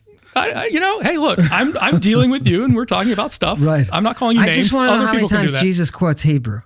Well, here's the thing. As you know, Jesus didn't write anything down, right? So all the stories we have about Jesus are somebody talking about him at a later date. Right. But when they're writing about him, they're writing about him in Greek because that was the colonial cosmopolitan language and they want their message to get out. Okay. All right. So Jesus was not a Greek guy. He was a Jewish guy. You agree with that, right, Ammon? I mean, I guess you already said you don't know who Jesus Greek was. is not an ethnicity; it's a language. Jesus was a dude It's a colonial language. Greek fluently, and he was in Egypt, so he probably studied in Alexandria, and he would have been studying Greek, not Hebrew. The question is, why does Jesus or anybody in the New Testament never quote Hebrew? Quotes Aramaic. Several times. In fact, the only times in the New Testament, in the Gospels, of course, when Jesus is directly quoted, how many at least a handful, right? Because they only quote at least a handful, and a couple of those are ones that we think, right? That we think may be Aramaic. No, they are. It's pretty clear if you know Aramaic that it's Aramaic. It's pretty clear. Yeah. It is. And we're going to keep going back to this every science. time. It's science. Look, it's science. It either is clearly Aramaic or it's not. Okay, you want me to say it this way? It is clearly Aramaic. It's clearly Aramaic. Lama sabachthon. Okay. That's when they say. Yeah, let's talk about that. That's when they say. Yeah, Mark 27. Mark 15, I believe, is when Jesus gets quoted saying, "Eloi, Eloi, lama sabachthani." Right. Can we put that up? And everybody says, "Oh, it's Aramaic." I believe that's Mark 15. Aramaic, right? Yeah, because it is. So let's talk about it. I love this. Yeah. So I have not studied Aramaic, but it's closely related to Hebrew. So just because I've studied Hebrew, I can understand the Aramaic. Okay. Because they're like Spanish and Portuguese. They're not that different. And so if you study one, you can make heads and tails of the other. Okay. So I can tell you what this Aramaic is, and I will break it down for you linguistically. Okay. Scroll down. We don't. Yeah, this is the Greek, but can we get it in English? I think it's going to be more helpful if we get a translation. Actually, Mark, Greek, one chapter if you look at the sabachthon in the Greek, you have to see the Greek. Hold on, let's focus on this. Scroll down. It's toward it's when he's on the cross and he cries out his final word. Yeah, a little more. There it is. They even put it in italics. Okay, Eloi, Eloi, lama sabachthani. Okay. They put it in italics. So Jesus is being directly quoted as saying this. And then they have to translate it because that's not Greek. My God, why have you forsaken me? So Mark is writing in Greek, but he's quoting Jesus saying something Aramaic. So he's writing in Greek and he's interrupting his Greek to say something Aramaic. To say something Aramaic. Because Jesus is saying his final words in Aramaic because that was his native language. So let's break down this Aramaic linguistically. El is God, just like Hebrew. All right, El, Eloi, Eloi. The E at the end in both Hebrew and Aramaic is a first person possessive pronoun that means my. Okay. So Eloi is my God, which you can see it's translated correctly there. My God, my God. That's the Eloi part. In Hebrew, right? In Hebrew and Aramaic. He's speaking Aramaic and not Hebrew. He's speaking Aramaic. Okay, so in Aramaic and lemma. Lama is actually two words that are usually written as one, whether in Hebrew or Aramaic. Like lama in Hebrew, right? Why? Exactly. Yes. Yeah, there you go. Yes. Yeah. So la means for and ma means what. Yes. So when you say for what, you're asking why. Does that make sense? So lama is why, but it means literally for what. Got it. Ma. Sabachthani, I think this is the most important word here. Clearly, this is your verb. As you can see from the translation, they're translating this, have you forsaken me? Those are the words that we have left in the English there. And that's being translated from the Greek. I mean, the Greek says, my God, why have you forsaken me? In the translation, which is in the parentheses there, right? Okay, so Aramaic has this verb. Now, there's triliteral consonantal roots in the Semitic languages, not just Hebrew, not just Aramaic, the Babylonian languages, Phoenician. All the Semitic languages operate on what we call triliteral consonantal roots, which means it's three consonants, and you put vowels in the middle of the consonants to sort of inflect the term, okay? So there's three consonants here, S, B, and K. The CH is a chi there in Greek, because in the original Semitic, this is actually a guttural sound, K, that we don't even have in English, and they didn't have in Greek either. So they're doing the best they can to transliterate this, because Greek has this K that is a chi. It's the letter chi in Greek. So they're doing the best they can to write this Aramaic sound in Greek. What's the Aramaic letter for the he? It's a K. It's the kof. Okay, what does it look like? Yeah, it looks like it looks like a P thing. Okay, but it's the source of our Q. Yeah, it's the kof. Yeah, it's the source of our Latin Q, actually. Okay, good. Yeah. Because the alphabet wandered from Phoenicia to Greece to the Etruscans and ultimately to Rome, and that's where we get it from. So you have this K sound that the Greeks don't know what to do with, but they write the next closest thing, which is K, which is we transliterate with CH there into English. But that's a chi. That's the letter chi in Greek, right? We can go look at it. Yeah. So yeah, however you want to pronounce it. Right. Who cares? Modern Greeks say. Yeah, modern Greeks, right? key, whatever. It's right? in ancient Greek. That's what's going on there. The Semitic languages have the sound sh, And Greek, as you know, does not have the sound sh. So Greeks could not pronounce the sound sh. They did have the sound s, like a regular s. And so anytime there is a word in any Semitic language that has a sh sound, and there's lots of them, and they want to try to pronounce that in Greek, they write s instead of sh because it's the next closest thing. Okay. So this is shabach in the original Aramaic, which means it's this triliteral root. You put vowels in the middle, shabach, that means to forsake, all right? You inflect it by putting a second singular masculine ending on it, which is the ta, the T-H-A there. Right. That's the second singular masculine ending because Jesus is talking to God, and second singular is you. Okay, so he's talking to you, God, singular. And then the ni, Semitic languages have this really cool thing where they actually just attach object pronouns right to the word. So in English, if you say have forsaken me is a separate word from forsaken. You don't say forsaken me, all as one word, right? Right. But in Semitic languages, you say that all as one word, forsaken me. And you write it all as one word. So that ni is the first person singular object pronoun. So when Jesus says sabachthani, that's why it takes 4 English words, which by the way shows that Semitic languages are very elegant. They can actually express a lot of ideas that take us multiple words in English, which is another reason I push back against your idea that somehow Hebrew is not as superior as Greek, because it's pretty cool. It's a very elegant language, and this is Aramaic, which is similar to Hebrew, right? So the author of Mark is going out of his way. He doesn't have to do this. He's writing in Greek, but he goes out of his way to say, actually, Jesus said this in Aramaic. And then he quotes the exact Aramaic here. Well, he doesn't say he says it in Aramaic. That's Aramaic. That's Aramaic, no, but right? he doesn't say it's in Aramaic. Elsewhere, there's another quote where he says, in Hebrew, Jesus said. Okay, but here, he's not saying this is an Aramaic. If that's why does it matter okay, why would it matter if he says it? If it's written if it's in Aramaic, why does he have to say it's Aramaic? Because it's written in Aramaic is your conclusion. Okay, go ahead. Argue against me. It's not. That's go not back Aramaic. to the Greek. So go back to the Greek. Go back to the Greek. Go back to the Greek text. Let's see. Maybe it's not Aramaic. Is it possible? Well, it's written in Greek letters. Is it possible it's not in I'm all ears. Aramaic? I am Bring all me ears. the text. Right? Scholars entertain discussion, right? It's a museum. Blow it up, Steve, on the I have no idea. On the verse. What verse was that? A little further down. What verse is it? Do you remember? In the 30s. There it is. It's right above 35. Right in the upper middle, right side, right margin. No, go right. There it is. There, stop. Right up. That Blow right there. that up. There. That last that word. Right there. That last word before the semicolon. And remember, there's your semicolon. Wait, just show me. That's not a semicolon. That's a question mark. Right. In Greek, you write question marks as semicolons. Right? And who put that in? Some Byzantine nerd. The Greeks didn't put that in. That's true. I mean, all the punctuation is later. Right. All the capitalization is later. Right. And the word That's spacing. Crazy that they wrote like that. Sometimes there's no spaces in the original. There's no spaces. Okay, Steve, you just blow it up. You just got to know. Just blow up that one word. That's as blown up as I can get. Is that as blown up? Okay, just this one word, because this is the verb, and to be honest, this is the most interesting of the words. Verb is always awesome. Oh, sure. So if this is Aramaic, as you say, this should have really no Greek essence to it. Why? It should have it. What do you mean by Greek essence? Because there's no influence. There's no Aramaic influence on Greek. There are people who are bilingual with each other. We have no authors, though, who are saying, I'm going to use this Aramaism and I'm going to write it out. We don't have Mark that. Mark is just doing this. Okay. Well, no, not if it's a quote.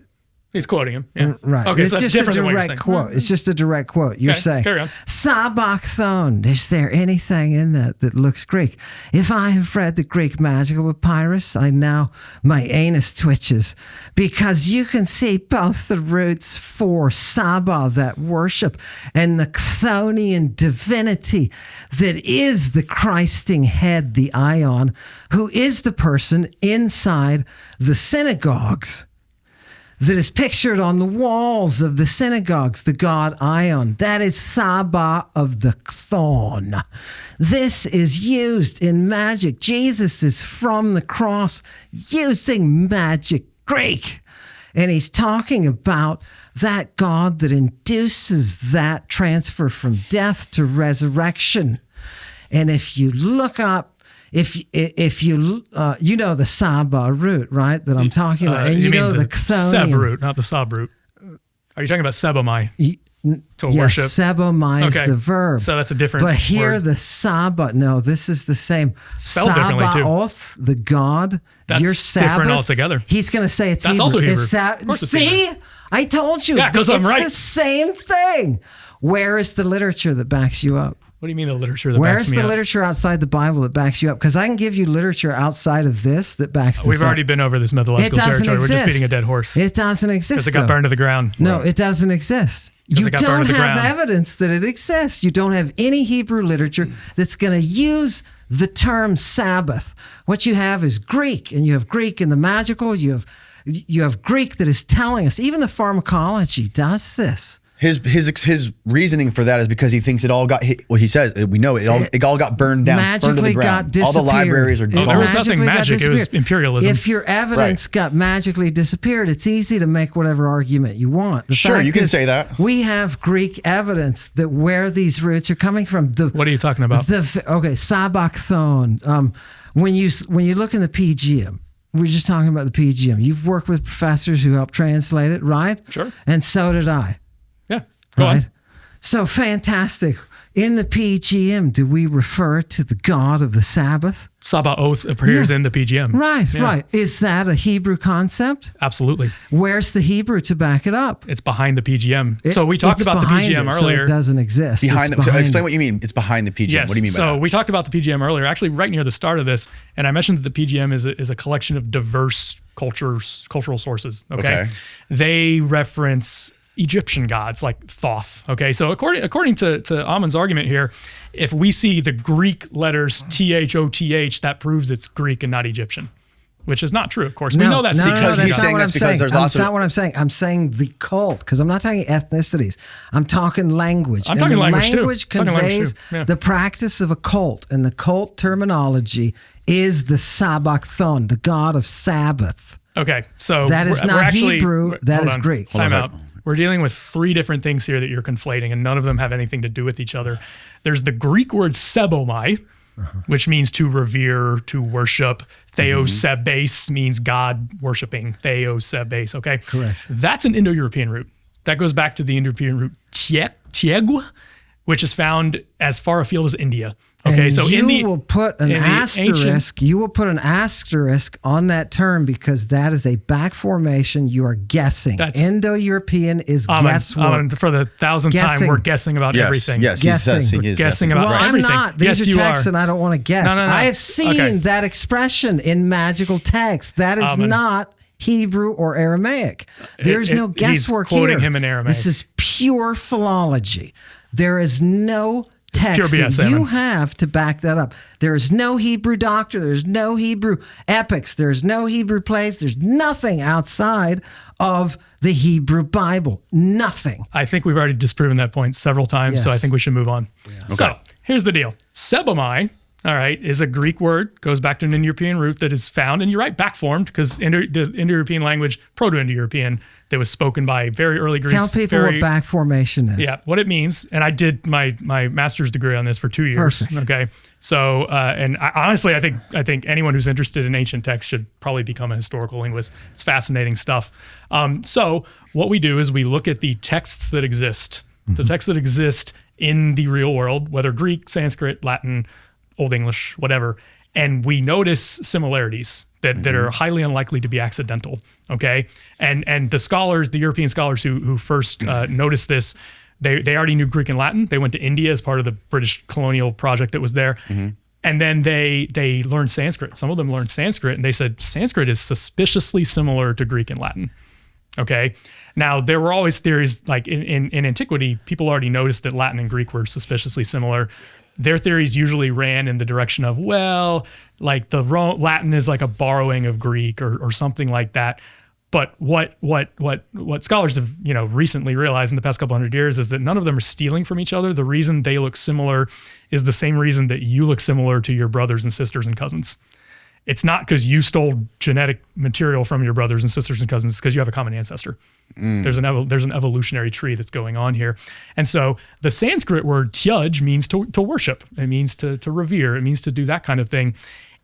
And we're talking about science and data. So historical linguistics is all about science and data. That's really all we do in historical linguistics. I think you'd like it, Ammon. So what happens? And the Grimm brothers, they're into sure. They were into that too. Yeah, Grimm's law is a famous sound law in ancient Germanic linguistics. So what we've seen in historical linguistics is anytime you have the sound tia, it palatalizes. That's kind of a technical term in linguistics. It palatalizes to an S.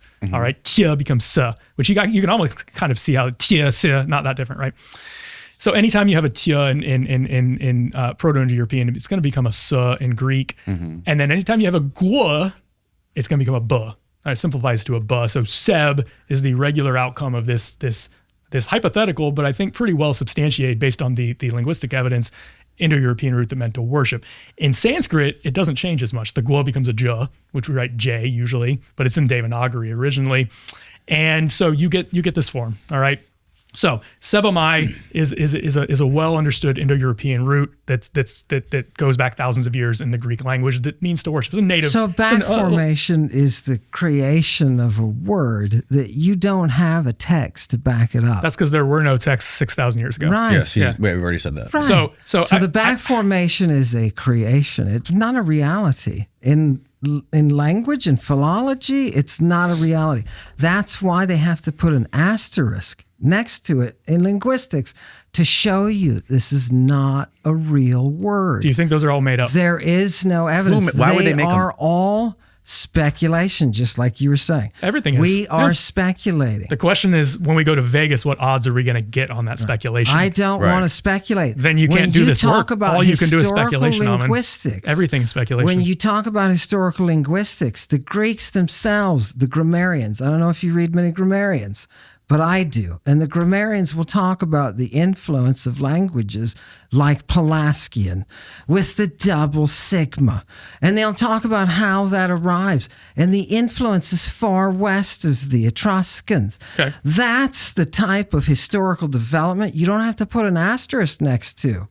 The Grimm brothers, with all of their stories, oh God, it's just speculation. And I don't want speculation for this text. If I see other Greek texts that use this word and it's a magical text, that makes me think this is probably a magical term. Okay, so you keep harking on this thing, just speculation, just speculation, just speculation. But then in your work, we've already noticed that a lot of what you do is speculation. No, give me an example. Yes, we've already talked about this. What? Okay, Give me an example. Like the earlier thing. The fellatio? The fellatio, pure speculation. No, it said it was a euphemism. It said it's a euphemism. I didn't say that. Okay, when you speculate that that's what that word means in that context, it's pure speculation. Now we can go to Vegas and put odds on it, but you don't know that. We've already covered that ground. You don't know that. When it says the comma's in his hand, you don't know that. You don't think. Okay. Another thing. Something's wrong. There's something a wall is wrong, here. Ammon. There's something a wall is wrong, here. Ammon. So it seems Put up the semicolon. It seems like you think that texts are divine. Like you think that it's in the texts. That's all we got. Texts are divine. No, I'm a classical philologist. That's all I do is text. That's a problem because you have to have context for the text. There's more to just what we're doing than just what the text is. We have to analyze it. We have to say, is this text wrong? Is it right? Who wrote it? What's their propaganda angle? What was everyone else saying in different professions surrounding that? Yeah. Like doctors or lawyers or physicians or whatever, philosophers. Yeah. Can we return to Sabachthani because there's several more points? My speculations. I want to hear more about Let's wrap up. Let's wrap this. I want to move on after this. Yeah. Good. So, Ammon, what did you say about the Chthon? You said it's connected to Chthon. Chthonian divinities. Correct. Okay. All right. So let me point out the methodological problem with the way that you're approaching this word. It seems that you're saying, hey, look, there's this word that doesn't appear to be in Greek because it's nonsense in Greek. Sabachthani doesn't mean anything in Greek, but there's a part of it that looks like a word that is Greek. It's not nonsense. There's a part of it. No, Chthon. it's not. No, you're wrong. No, I'm not wrong. That's not what I'm saying. Aramaic. It's not nonsense. Aramaic. Sabachthon is attested in the PGM. You can go and look at a goddamn ion wall. Are you mixing up Sabaoth and Sabachthani? Do you know who the god Ion is? Yeah, I'm familiar with it. Let's go. What does Ion give the Jew or the Christian? Ionic life. It's why he's sitting in the synagogues. Ion. Yes, and Idios. Why does that also mean eternity? What does this have to do with Sabachthani? What is No. Can we focus here? Let's focus. Listen, I'm telling you, read so much Greek. I can So show you can mystically see things that No, nobody I else, can even me, cannot see. No, I'm showing you what experience does.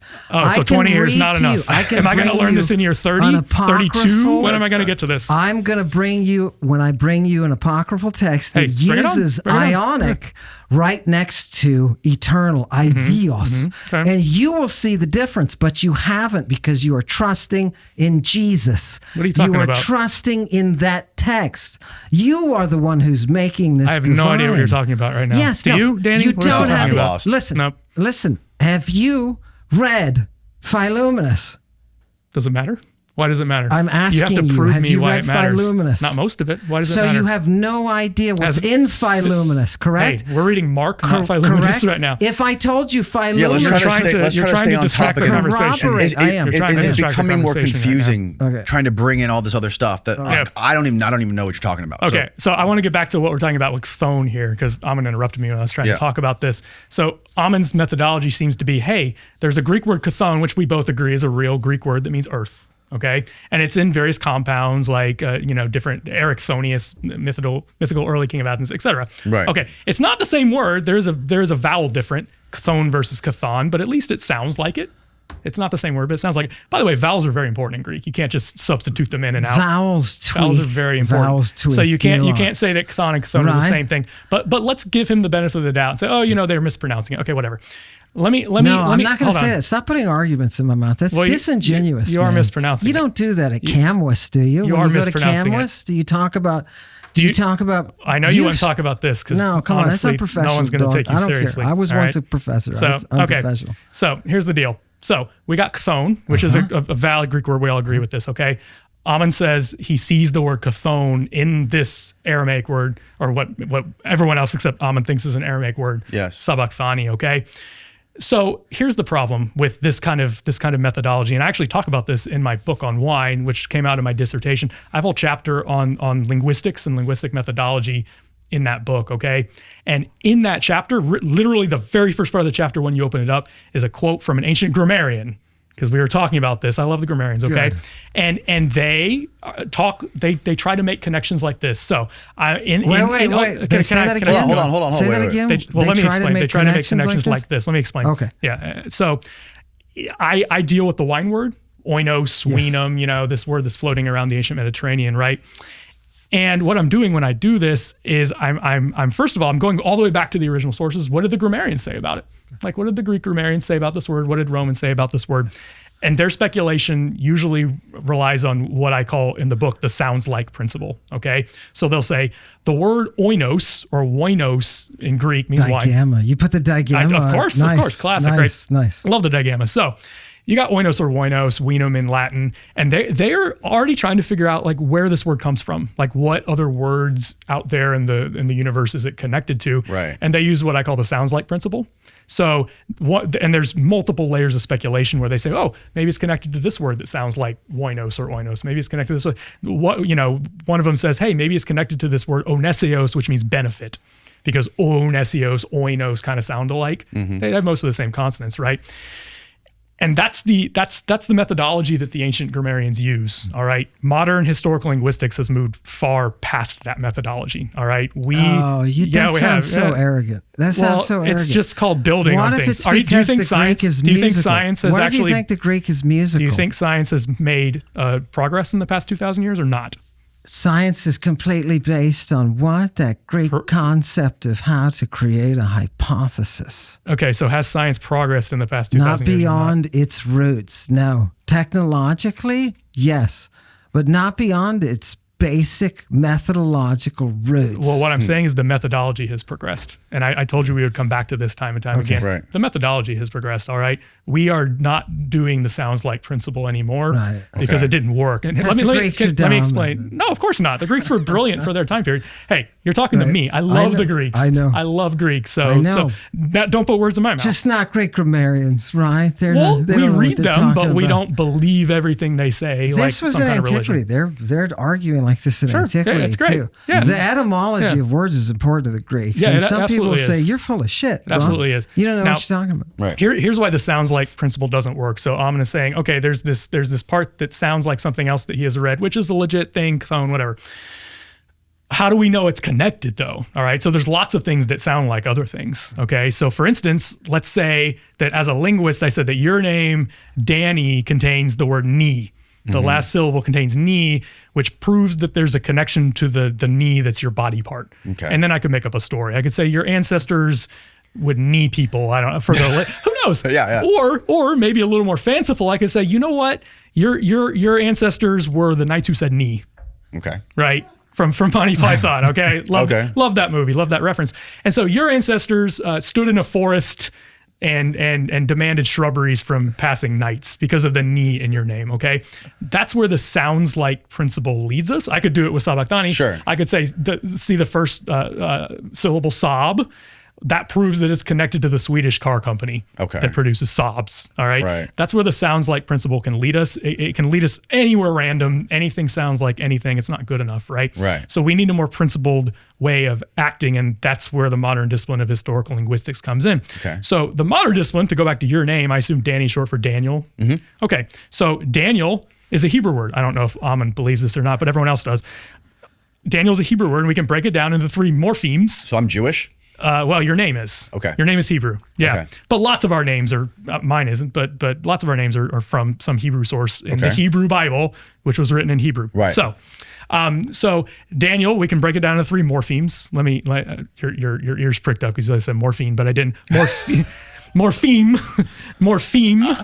which is a meaning-bearing unit of language. Every language has morphemes. Like if you say the word trees, there's 2 things that have meaning in there, tree and z. Tree means a thing that grows out of the ground, and this means plural. Yes. More than one. Okay. Right. That's all a morpheme is. All right. Okay. So there are 3 morphemes in the name Daniel. Don, which is the Hebrew word for judge. E, the I in the middle of your name, which means my. It's the same I in Eloi, actually, right there. And El, which means God. El, which means God. Hold on. This is interesting. Let me hear So it. Daniel means God is my judge. It literally means God my judge. But you throw in the is to make it make sense. That's you learn that because that's what ancient Hebrew grammarians wrote, right? Yeah, they got burned to the ground. We talked about that. Oh, but how do you know that then? That's what it means. We don't know anything. We talked about that too. Oh my God, am I stoned? You might be. Yes, you are. Oh my God. Wait a minute. All of that was based on not having any evidence, though. That's bad, bruh. That's bad. I think we've gone through this already. I don't know if we need to go through It's that. right. Yeah. We've been through all What this. time is it? We're already 3 hours in. How long is this? We're Well, almost 3 hours in. Yeah. We have a lot of ground to cover. We I have might a lot- have to come back. we have to Honestly, we move have on. so much to cover that I Yeah, think we will. Can we come back? Yeah. Well, we're not going to end it right now. We still want Oh, no, I know. Oh, you I can know. absolutely do I just another think we one. have Yes. another 5 hours left here. I mean, totally. we got way more. Wondering if we're keeping the way more. audience. Yes. Yeah. We really got stuck here on in the weeds here on this stuff about the Septuagint and this word. But so basically the case Luke is making is Jesus spoke Aramaic. He was Jewish, and you think he was Greek. You think he only spoke Greek. Textual evidence, Right. which Ammon loves. Right. The audience can make up their mind. Right. We'll have to definitely do another one on this. So now I want to move on to Ammon's biggest claim is that Christ is a pharmaceutical term. Correct. Yeah. Now, the case Ammon makes, and correct me if I'm wrong, is the first time the word Christ was ever used in Greek was from Homer, and it's been used hundreds of times before Jesus Christ. Correct. And Ammon specializes in ancient pharmacology and ancient pharmacy, and he uses that context to corroborate all of this other historical writing we have from Homer and everything else, talking about Christing arrows with poisons and all kinds of Christing, right? Applying something to the skin, to the eyes, to an arrow, to something else. And he's taking that and connecting it to Jesus Christ, saying that Jesus was someone who was known and was connected to drugs. Is that about right? Correct. Yes. Mm-hmm. Yeah. We have the reference. Bring up Odysseus. It's a gorgeous picture. So he has tons of references, and he sent us in our group chat a whole list of I read them all. hundreds of references. I read them all. Yeah. Just to make a long story short, you can tell by having read all those references, and you read hundreds. I sent you over 100. If you search for all the compounds of Christing, you're going to find thousands and thousands. This is like not an unusual word. That's why when Bart Ehrman came along and said, I doubt if Christing came before the Septuagint, why he looks so bad, because it's overwhelming, the history of this word. Biblical scholars have no idea what Christing is. They don't know it's an actual drug. They don't know the action of Christing as somebody applying a drug. They don't know that chrio is associated with oestrus, the sting of the gadfly. The Greeks had established in mental changes, frustration, craziness, mania, right? Those are all associated with being Christing. We have it in Aeschylus himself with Io, right? And she says, what about this? I'm being Christed by this powerful mind-altering thing. So from the arguments I've heard against Ammon, me using my best judgment is that what most people believe is that Christing was applying something. It could have been drugs. It could have been a roof. It could have been a coating underneath a ship to make ships more buoyant. They would Christ them, painting something. Yes, it was drugs. It was lots of other things, but they don't believe that Christ had anything to do with this word, similar to your Dick Cheney. And pulling a Dick Nixon. Dick Nixon, right? Sure. Yeah. Okay. That seems to be the general pushback to Ammon. Yeah. But Ammon thinks Christing was exclusively drugs. No. Okay. Yeah, it definitely wasn't exclusively. Christ plastered. No, see, here's the thing. Yeah, I don't come up with all sorts of things. I don't come up with ideas. I just read the text. Now, in the overwhelming majority, it's drugs. You can Christ plaster shit. Heraclitus Christed himself with poop, right? Dung. There's all sorts of things. You can Christ a ship with a pitch so that it's not waterproof, right? Right. But the overwhelming majority are drugs. And the texts that I read are talking about the use over and over. And even texts like and how do you know? Notice his paraphrase of John. He talks about the antidote, that's the Greek word, right, that was given to Jesus when he was on the cross. So this is not the association of Christing. You can Christ your penis. There's a very well-known satyr's rite where you Christ the penis and you introduce that Christ penis to the vagina. And that process is to kickstart the mystery. It's a Bacchic satanic chorus. You didn't know. Did you know in Greek that you have the expression the Bacchic satanic chorus? I mean, Satan is a Jewish idea, not a Greek idea. So what are you talking about? I'm asking you, did you know that there is a Greek text that uses the Greek term Bacchic satanic chorus? I'd have to see the text, and I think you would agree. I would love to show it. This is probably not the time. All right, here's the point. Here's the point. Here's my question. Are you just saying it's overwhelmingly associated with drugs because you specialize in drugs and read drug texts, or have you looked through everything? I'm saying performing a TLG search on everything that we've got on Christing. The overwhelming majority are drug associated. That should be pretty easy to prove or disprove, right? Yes. With the TLG. Yes. Okay, so do you think inject is a drug term? The English term? Inject, yeah, the English inject. I think it's pharmaceutically associated term. I agree. Yeah, so it's a term that is often used in drug contexts. Sure. It's also used in other contexts, like let me inject myself into this conversation. Right. Okay. Correct. And so the verb creo in Greek is the same way. Okay. It can be used in various terms because it means to apply something to the surface of something else. Right. So if you're applying an ointment, which is a medicine, which could be called a drug, then sure, if you want to call that a drug term, go for it. I'm not going to argue with you on that. And you have all these references where there's some kind of ointment, some applied, medicine, drug, pharmacon. Right. That's fine. I have There no was problem with that. Euripides. He said, was it what was it? Was it a potable or a Christ? What kind of drug is it? He says in Hippolytus. Is it a Christ or is it a potable? Is it one that's anointed? In other words, smeared on like an unguent? Right. Or is it one that you drink? Right. And those are two main different kinds of drugs, right? There's also a big catch. You probably didn't catch this, or you did and you went past it because you accepted the common modern notion. In Greek, the expression in Christoi, right, is coupled with Jesu, a genitive form of Jesus, in the Christ of Jesus. Every time it occurs in Paul, it's in the Bible in general, it's translated as, but Paul uses it most, it's translated as in Jesus Christ. We have faith in Jesus Christ. We have this in Jesus Christ. The problem is that genitive is just a genitive and nowhere else in Greek are you going to translate that as part of that dative. So it literally should be translated in the Christ of Jesus. Jesus was performing the mystery openly. The fact that he is casting out demons is perfect evidence of that. He knows these terms or he wouldn't be called the one who is Christed.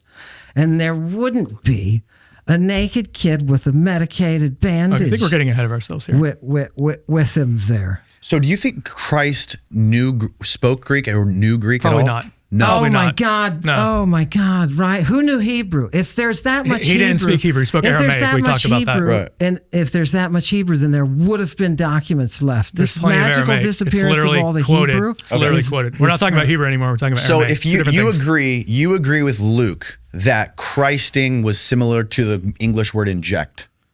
Christ was similar to inject. I think that inject is commonly associated today as injecting something into your body, but you can also use other words. I would say it's overwhelmingly associated with a syringe, right? Obviously, but you can use that expression for other things like a conversation or whatever. if you could expand it to, Would you agree with him on When that? you say inject, though, you're not including things like injection. What is the substance? That Christ becomes the substance as opposed to the act of Christing.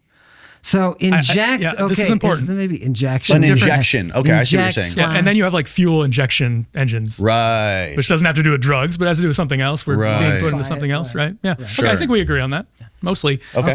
Let's go. So where do we disagree here? Yeah, so this is an important thing that you just brought up, which there's different parts of speech. There's inject, there's injection, there's past participles, there's present participles.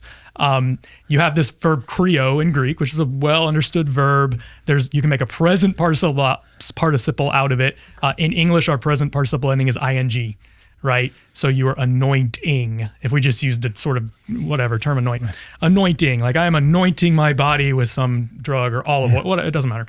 And then there's the past participle, which means you have been anointed. Right. Okay.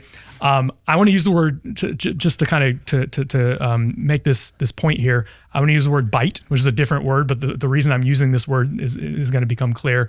Specifically in English, our past tense, like I anointed my body yesterday, and the past participle, my body has been anointed, are often identical with most verbs, but that's confusing the point because in Greek they're not identical, as Ammon knows. Because Greek is sexy. Yeah, because Ammon thinks Greek is superior, which I love Greek too, so whatever. So I'm using bite because in English, bite is one of the relatively small number of verbs where the past tense is different from the past participle. I bit into a cake yesterday, but I have been bitten. So bitten is the past participle. Okay. If you were in a state of having been bitten, then you were already bit and you have been resulted from that action. Like I was bitten by, and I'm going to get into this. I was bitten by a vampire. I was not. That's not a confession, but that's how we would use the term, right? So bite, bit, bitten. Biting is the present participle. Bitten is the past participle. So Right. the first point I want to make is I just want to make it clear because I'm here to call balls and strikes, and I think people know this. Yes, This is the simplest grammatical thing in the world. Right. Christing is not a word in Greek.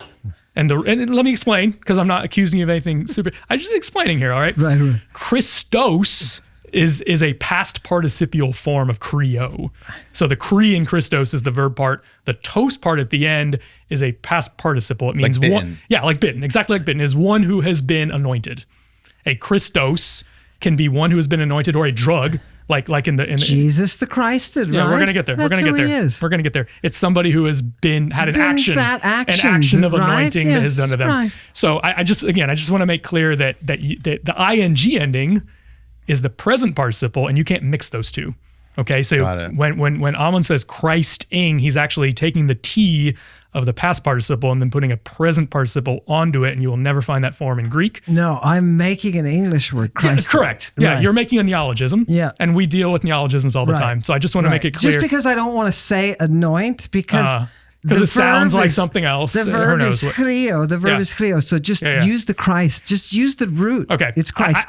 But the work that neologism is doing for you is that it's making people who don't know Greek think the connection to Christ is more obvious than it is. Because that's not a word. That's not a word in Greek. Well, but you're making the argument without doing the work by using that word. If they had read, though, if this audience that we're talking to, that we're right now, if they had read all these documents in Greek, it's going to hit them like it's hitting. Yeah, you can say that all day long, but they're never going to do that. So you have to make a case in something we can understand. Yeah. Right. Okay. So this is me calling balls and strikes. Sure. I'm saying that's not a word in Greek. It's based on a true story. Yeah. But there's no word Christing in Greek. All right. Because that's a past participle. Christing. Christing is not a word. Christing.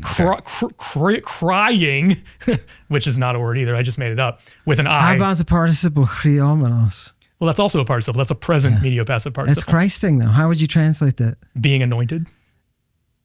That's what that means. Chriomenos. Sure. Yeah. Yeah.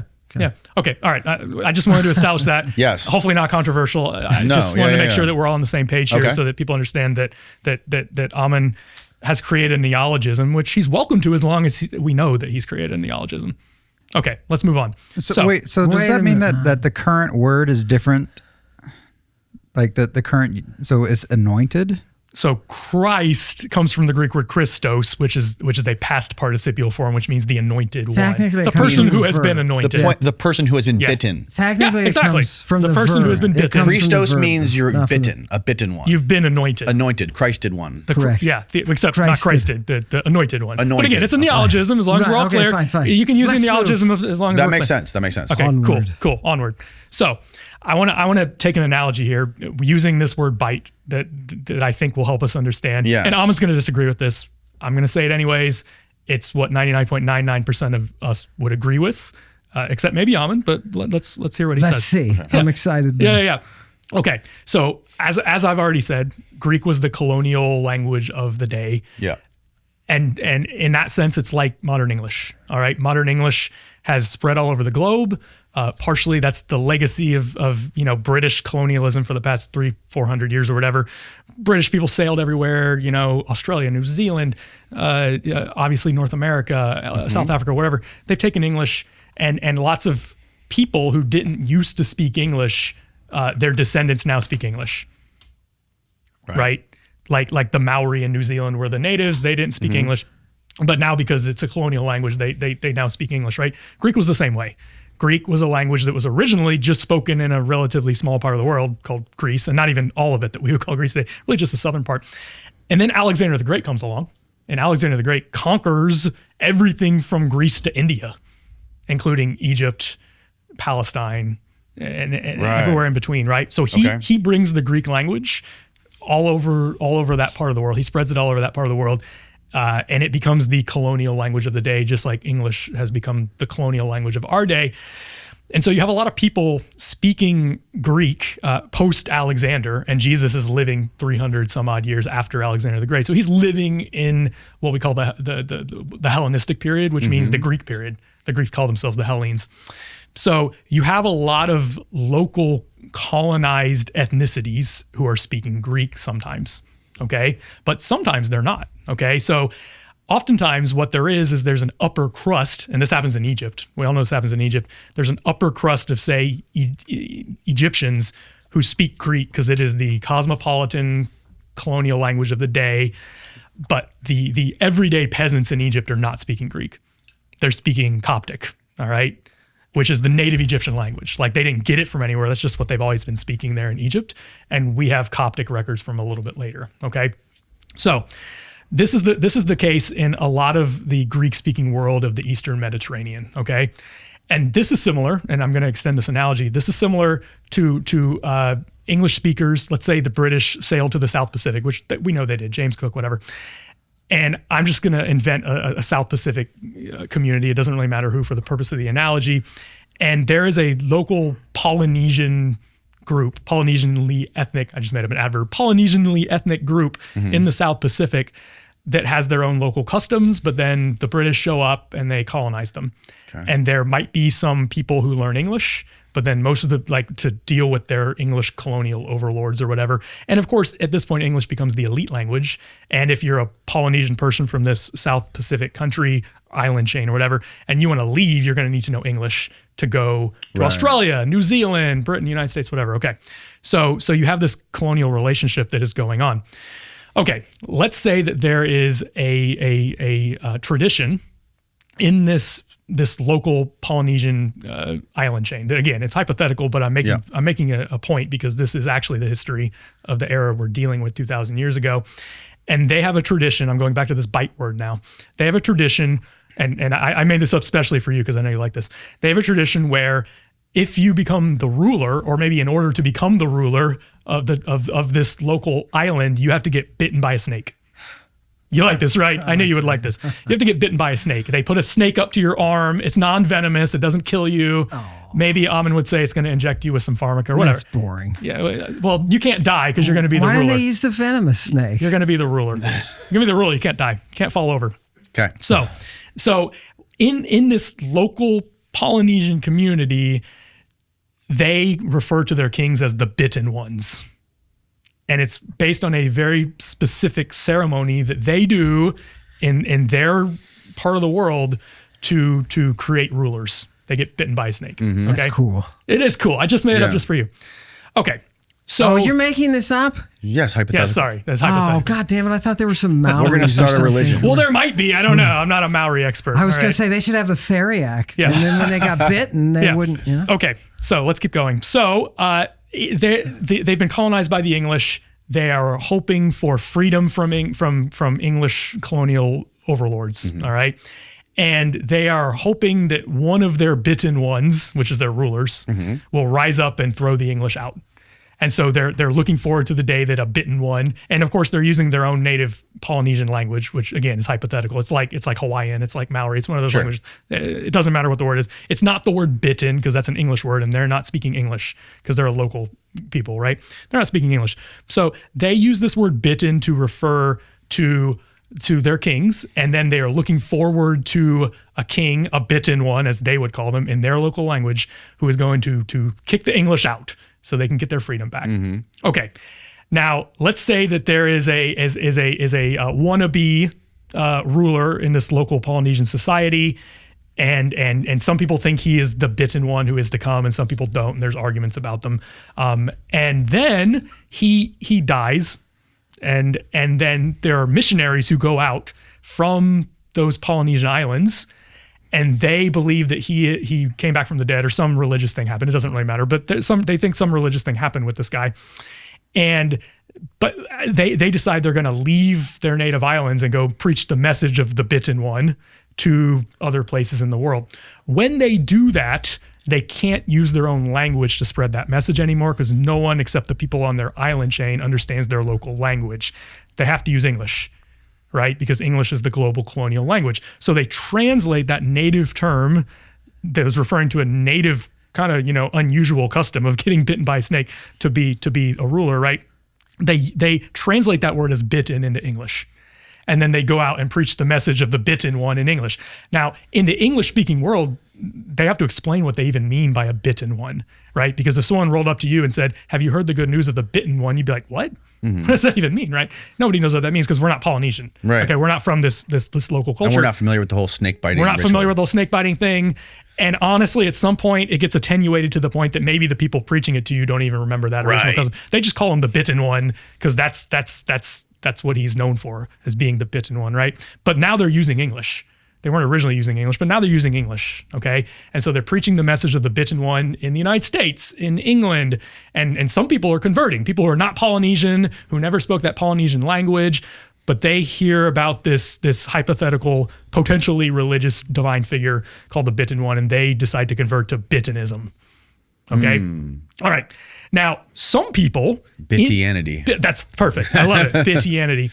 So in the English-speaking world, that word bitten it's a native word that stretches back to Old English. This word is attested in Shakespeare. It's attested in Chaucer. It's a good Old English word. All right. So we have 1,000+ year literary textual history of this word bitten, but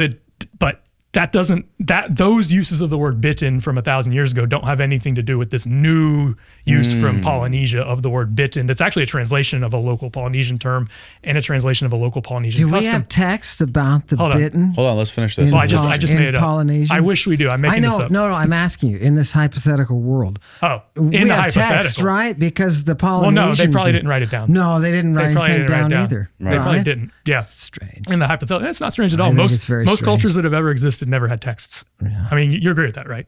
Most cultures that have existed have never had text because most cultures that have existed have crap language. Okay, well, that's your judgment, and that's fine. You're welcome to. Yeah. I don't think that's why. I'm totally biased. All right. That's fine. You admit your bias. I respect that. In your hypothetical example, if there was written, why do these cultures always not leave anything written? Most of them don't. If what you're saying is true, of the ones that do, it gets destroyed. Interesting. So why? Can I say one more thing about this? Yeah. Continue. Okay. So just one more thing. In English, we have a rich tradition of vampire literature, and in vampire literature, there is a clear connection to the word bitten. Right? Like you're bitten by a vampire and then something happens, right? So when these missionaries from Polynesia roll up into English-speaking places and they preach the message of the bitten one, some people think they're talking about vampires. Because we know that there is, in fact, in English, this tradition of vampire literature. Right. Now, if we understand the history, this was not a vampire king. Right. Okay, from Polynesia, there's this local custom about being bitten by a snake, but it doesn't have to do with vampires. But a lot of people are going to think that it has to do with vampires. And then when this new religious tradition gets loose in the global English-speaking community, some people are going to start to worship the bitten one as a vampire lord because they misunderstand the original meaning of it. Or they're just like, hey, I mean, we got bitten ones in English, they're vampires. Now, from a historical perspective, we would say, well, we know that that's not the original meaning of the word, but there may well be people, and there probably are going to be people in this hypothetical scenario who take this religious figure, this new religious figure from an ethnicity that's not even English, and from a language specifically that's not even English, and they are going to say, oh, there's a connection. Okay, let me bring this back. You can probably already see where this is going. Jews were a subject colonized population by Alexander the Great. Alexander the Great conquered that whole area, including Palestine, which is where Jews were living around Jerusalem in the 300s BC. Jews were not speaking Greek at the time that Alexander the Great colonized them. Yeah. Why would they? He was the one who brought the Greek. How about the Jews in Asia Minor? One second. I don't want to derail this yet. So it's generally conceded that the Jews who were living in and around Jerusalem when Alexander showed up for the first time bringing Greek were speaking Aramaic. Okay? Hebrew was already a liturgical language by that point, but their living language was Aramaic, which, by the way, is why Jesus gets quoted. What do you mean Aramaic. Liturgical language? Liturgical is like Latin in the Catholic Church today. It's used in religious circumstances. Okay. But it's not a language that people speak every day with each other. Got it. Unless you're the Pope and you learned Latin or something. Okay. So that's what I mean by liturgical. So the Aramaic was like their regular language they used with each other on a daily basis. When you say that they were assuming they're using it, the Aramaic, is that because we have Aramaic texts? We do. We have lots of Aramaic texts from the Second Temple period. Fantastic. Yeah. Okay. And some of the later books of the Hebrew Bible, aka Old Testament, are written in Aramaic. Like a whole chunk of Daniel is written in Aramaic. Right. Yeah, which is probably from that period, right? All right. So and we have other Aramaic. So you have that's data. Yeah, Aramaic. I love that. Yeah, that's data. So Alexander the Great comes. He's the one bringing Greek for the first time to Palestine. There's no evidence of Greek speakers in Palestine until Alexander comes. But just like in my analogy or my metaphor or whatever, he's the colonial power who's coming and conquering this other area, just like the British come and conquer Polynesia, right? And bring English. So Alexander's bringing Greek, just like they're bringing English. There are local customs. The Jews are their own ethnicity. They're not Greek. Okay. Of course, over the centuries, there's over 300 years between Alexander and Jesus, right? You have the upper crust of Jews learning Greek because it's the cosmopolitan language. It's the elite language, just like in what I was saying. You would have upper level Polynesians maybe learning English so they could travel, they could talk to their English overlords, their colonial overlords, whatever. Okay. But you still have most of the people, the common people, the peasants who are not being educated, who are speaking the local traditional language of Aramaic and not Greek. Now, Jesus is very likely one of them. This is where we're going to disagree, but Jesus was very likely one of those peasants. He doesn't seem to have come from a wealthy family. He seems to have lived a poor peasant existence, and he's gathering his followers from the peasantry and not the upper level groups. He never goes to the elite cities where Greek is being spoken. So nobody who reads the Bible. How do we know that? Well, let's read the Bible. Let's go back to the text because you like the text. I mean, how do you know he didn't? Like, I'm genuinely asking this as a Bible scholar. Sure. How do you know that he didn't? How can you make the statement Jesus never went to Alexandria? Well, we can't for sure because here we go. For sure, right? What's going on? Sounds like a battery backup. Oh, God. Huh? We broke the system. Yeah. So should I pick up with like sort of, I already fleshed out the analogy, but like bringing it into what we're really talking about here. Yeah. So you have Alexander, he's bringing Greek as this colonial language with all his conquests. The upper crust in these among these local subject populations speak Greek, but most of the peasants never learn it. They're still speaking their native language.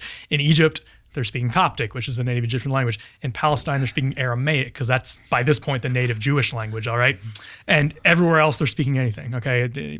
All over the place, there's different subject languages. Barbarian. That's what the Greeks called them, right? The Greeks called them barbarians because the Greeks were chauvinist. Don't speak Greek. But most cultures are chauvinist because they don't speak Greek, because they don't speak Greek. Yeah, and it was all ethnicities. The Syrians spoke Greek. Well, they did at it some just point, fine. At some point, they learned it, right? Yeah. At some point, Mother Greek went down and seduced them. They all abandoned the crap they were speaking, and they embraced it, just like the Judeans in Alexandria. Yeah. Just to make the point, I'll say, if you go to linguist school, they're never going to say that some languages are crap. Of course that's your personal opinion. Fine. No. Yeah. All right. We disagree on that, but that's neither here nor there. Right. That's fine. It's just me. I'm free to say that. So you are free to say whatever you want. I would never have said that as a professor. I mean, I don't believe it, honestly. Like I'm telling you what I believe. I don't think that's true. Okay. So to bring my analogy to because that was all hypothetical with the Polynesians and everything else. Yep. You have Jesus, and we were talking, and you brought up the good point. How do we know Jesus didn't speak Greek? We don't. Okay, we're doing exactly what you want us to do, which is look at the text. Okay, so every time Jesus is directly quoted, it's in Aramaic, like what we looked at. I know we disagree. I think I made my point. So it's in Aramaic. There's a couple other texts. Maybe when we come back, we can look at the other text. Yeah. Whatever, neither here nor there. So when he's quoted, it's in Aramaic. And again, his earliest followers are these peasant Jews who seem to be speaking Aramaic and not Greek. Right. You have John writing the book of Revelation in Greek. And he's a Jewish guy, but his Greek looks like a guy who learned Greek as a second language as an adult, and he's making some basic grammatical mistakes, like a second language learner. Okay, like somebody who moved from who learned a local native language, but then moved to London and had to learn English. Yeah. As an adult, and he never gets quite comfortable with it. But then he has to. That's what Revelation looks like in Greek. I know you're familiar with the Greek of Revelation. It's pretty trippy, right? It's pretty trippy. Anyways, I wouldn't say an uneducated. I didn't say uneducated. Language way. I didn't say uneducated. People criticize Peter too. They say, it's Greek, isn't it? Fuck you, man. Peter's awesome. His Greek is great. I worked with an MDiv on Peter, and I can't fault his style, baby. People say he's not as good as Paul. Fuck you. You know what I mean? In 1 Peter, he says that he wrote this letter dia Silvanu, which means through the agency of Silvanus, who's a Greek guy, which means that Peter, as a native Aramaic speaker, is probably telling this content to his friend who's bilingual in Aramaic and Greek, and Silvanus is writing it in Greek for him. Silvanus is his bitch. Sure, he does exactly what he should do. Scribes were very common. So is Mark, man. Mark ends up his bitch too. And he's how are you defining bitch here again? And he's what's your specific technical define bitch? What's the technical? Somebody who is subservient His servant. To another. His servant. Right. No, Sure, there are lots of servants. no, not technically a slave, right? Doesn't have to be that, right? Okay. Akolutho, your attendant. Follower, you know what I mean? attendant. There Sure, you go. yeah, Exactly. that's fine. Follower. That's I'll fine. take That's fine. follower. Okay, all right. So Jesus, just like our local Polynesian bitten one, Yep. there's a local Jewish custom of anointing kings. And usually it's with olive oil. All right. Maybe Ammon would have some theory about the It was a olive oil Jewish custom of anointing local- kings with olive oil. Yeah, and it goes all the way back throughout the Bible. Every Jewish king gets, and sometimes priests and prophets as well, they get olive oil poured on their heads, which is a local custom. The Greeks, the Romans don't do this, but Jews do it, and that's their traditional way of showing that you've been inaugurated. Okay, the example I always use, because everyone's going to get it, is it's like putting your hand on the Bible and saying the oath when you become president. If you think about it, that's kind of a weird custom. Yeah. That's how we Americans do it. Yeah. And that's how we show, okay, you have now become this new thing that's important, right? Yeah. And different cultures have different things. In this made-up culture from Polynesia, you get bitten with a snake. In Judaism, in Jewish culture, you get olive oil poured on your head. You get anointed, all right? Right. So when you have been anointed, you are the anointed one. Just like once you have been bitten, you're the bitten one. Right. In Hebrew, that native word is Mashiach, which means anointed one. It's person who has that oil poured on their head. Literally, that's all that word means, okay? Okay. You get oil poured on your head, now you're the king. And so people can refer to the king as the anointed one, the one who has been anointed in the past and therefore is in a state of being anointed. That's what a past participle does, okay? And they're trying to translate this into Greek They are translating into Greek with Christos, with Christ. because We Christos is a why past do we participle in have- Greek that means anointed one. Why do That's all we- they're doing. So just like you translate the local No, that's an Polynesian error. word, I want to Hold on, register. let me finish, let me finish. He's made an error. Just like- you yeah, can let me correct him in a finish. minute. Okay. Yeah, try to correct me, yeah. So Somebody's getting challenge, into- baby. You gotta restrain that. You know what I mean? Your people and your faculty will be like, "Oh, That's all right. you got He's so ronin. wild He's and ronin. bring it on. crazy, Yeah, bring Luke." it on. Bring it on. Right? So we've been bringing it on with each other this whole time. Good, Yeah, good. let's keep I doing like it. to Let's keep talk doing it. with Luke. So you have the anointed one. It's Mashiach in the Hebrew. Right. And then just like the word bitten in this local Polynesian language is not the English word bitten, it's some other word. I didn't even bother making one up. Sure. That's the equivalent of a Mashiach in this case. Got it. It's a local word, it's a local custom. And then after the death, and as his followers believe, the resurrection of Jesus, whom they declared to be the anointed one they were waiting for. So they called him the anointed one, Right. Which is Mashiach, okay? Which is, by the way, as you probably know, we transliterate that. Even the Greeks transliterate that as Messiah. Remember, I said that the Greeks don't have the sh That's sound. the exact point. I Remember, just they wanted don't. to- Yeah. Okay. Yeah. Right. Let's I start. just Let's wanted start to that so we can come reference, back. right? We have a Greek word, Messias, right? Yeah, We which is don't a need- transliteration of the Christ Hebrew is not Mashiach. Messias. Christ is Christing. Okay. Anyway. All right, so keep going. you have the local Hebrew word. Sometimes the Greeks do transliterate that Hebrew word as Messias, which we just talked about. Sometimes they do what's called a calque, calque, which is a loan translation, which means that you translate a word as you're borrowing it into your language. Okay, so they borrow this local Jewish custom of anointing rulers, and when somebody has been anointed, that person is the Mashiach, the anointed one, the person who has had oil poured So on their heads Christ to is a show that they're a borrowed king. word? No. Christos is a native Greek word. But then when they take that language into the cosmopolitan Greek-speaking world that was created by Alexander, Yep. the colonial world, they can't speak Aramaic anymore because no one will understand them. Just like the local Polynesians can't speak their local Polynesian language if they come to London Right. or New York City. They have Sure. to translate everything into English, and they translate that term as the bitten one because that's the English word, right?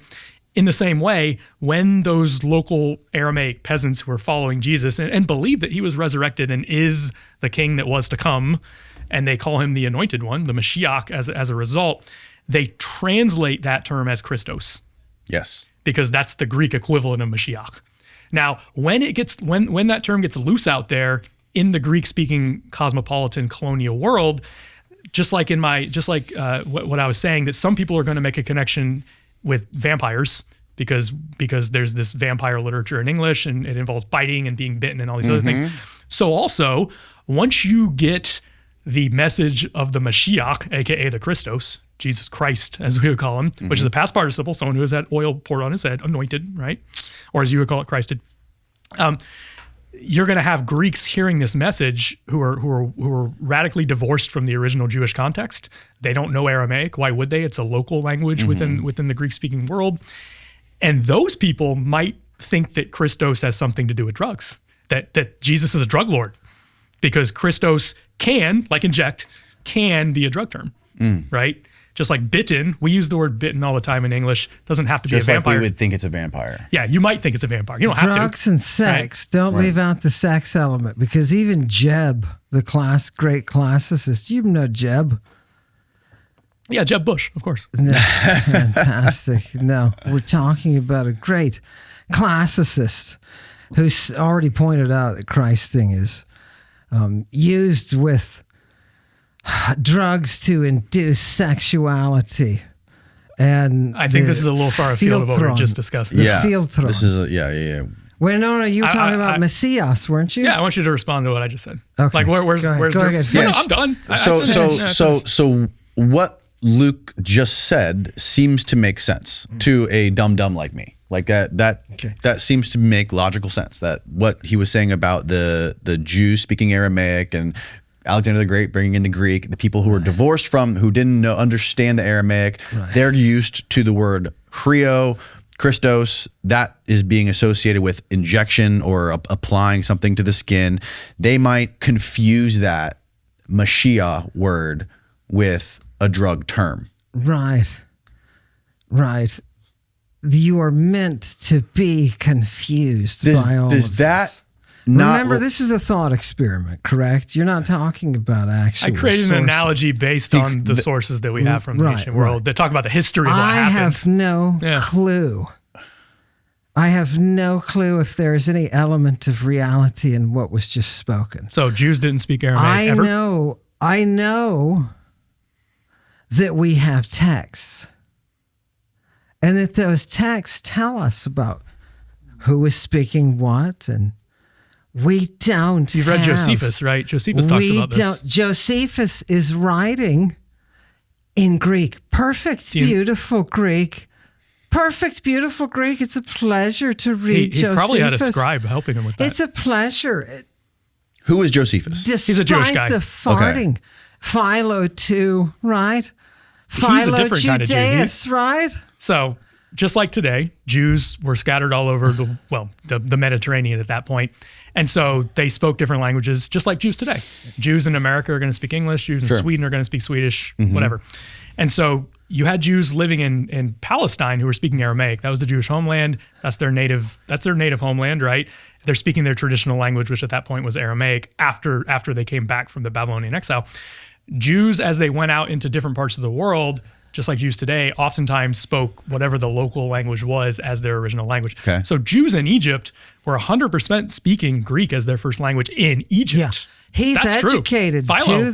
Philo is. Because he's an Egyptian Jew. Quoting. Okay. He's not a Palestinian Jew. Okay. Fantastic Greek sources. Okay. For somebody to say that that's not Greek. Of course it's Greek. Who said that? He's doing. Who said that? A professor from Haifa said he is writing in Jewish Greek. Okay. So Josephus?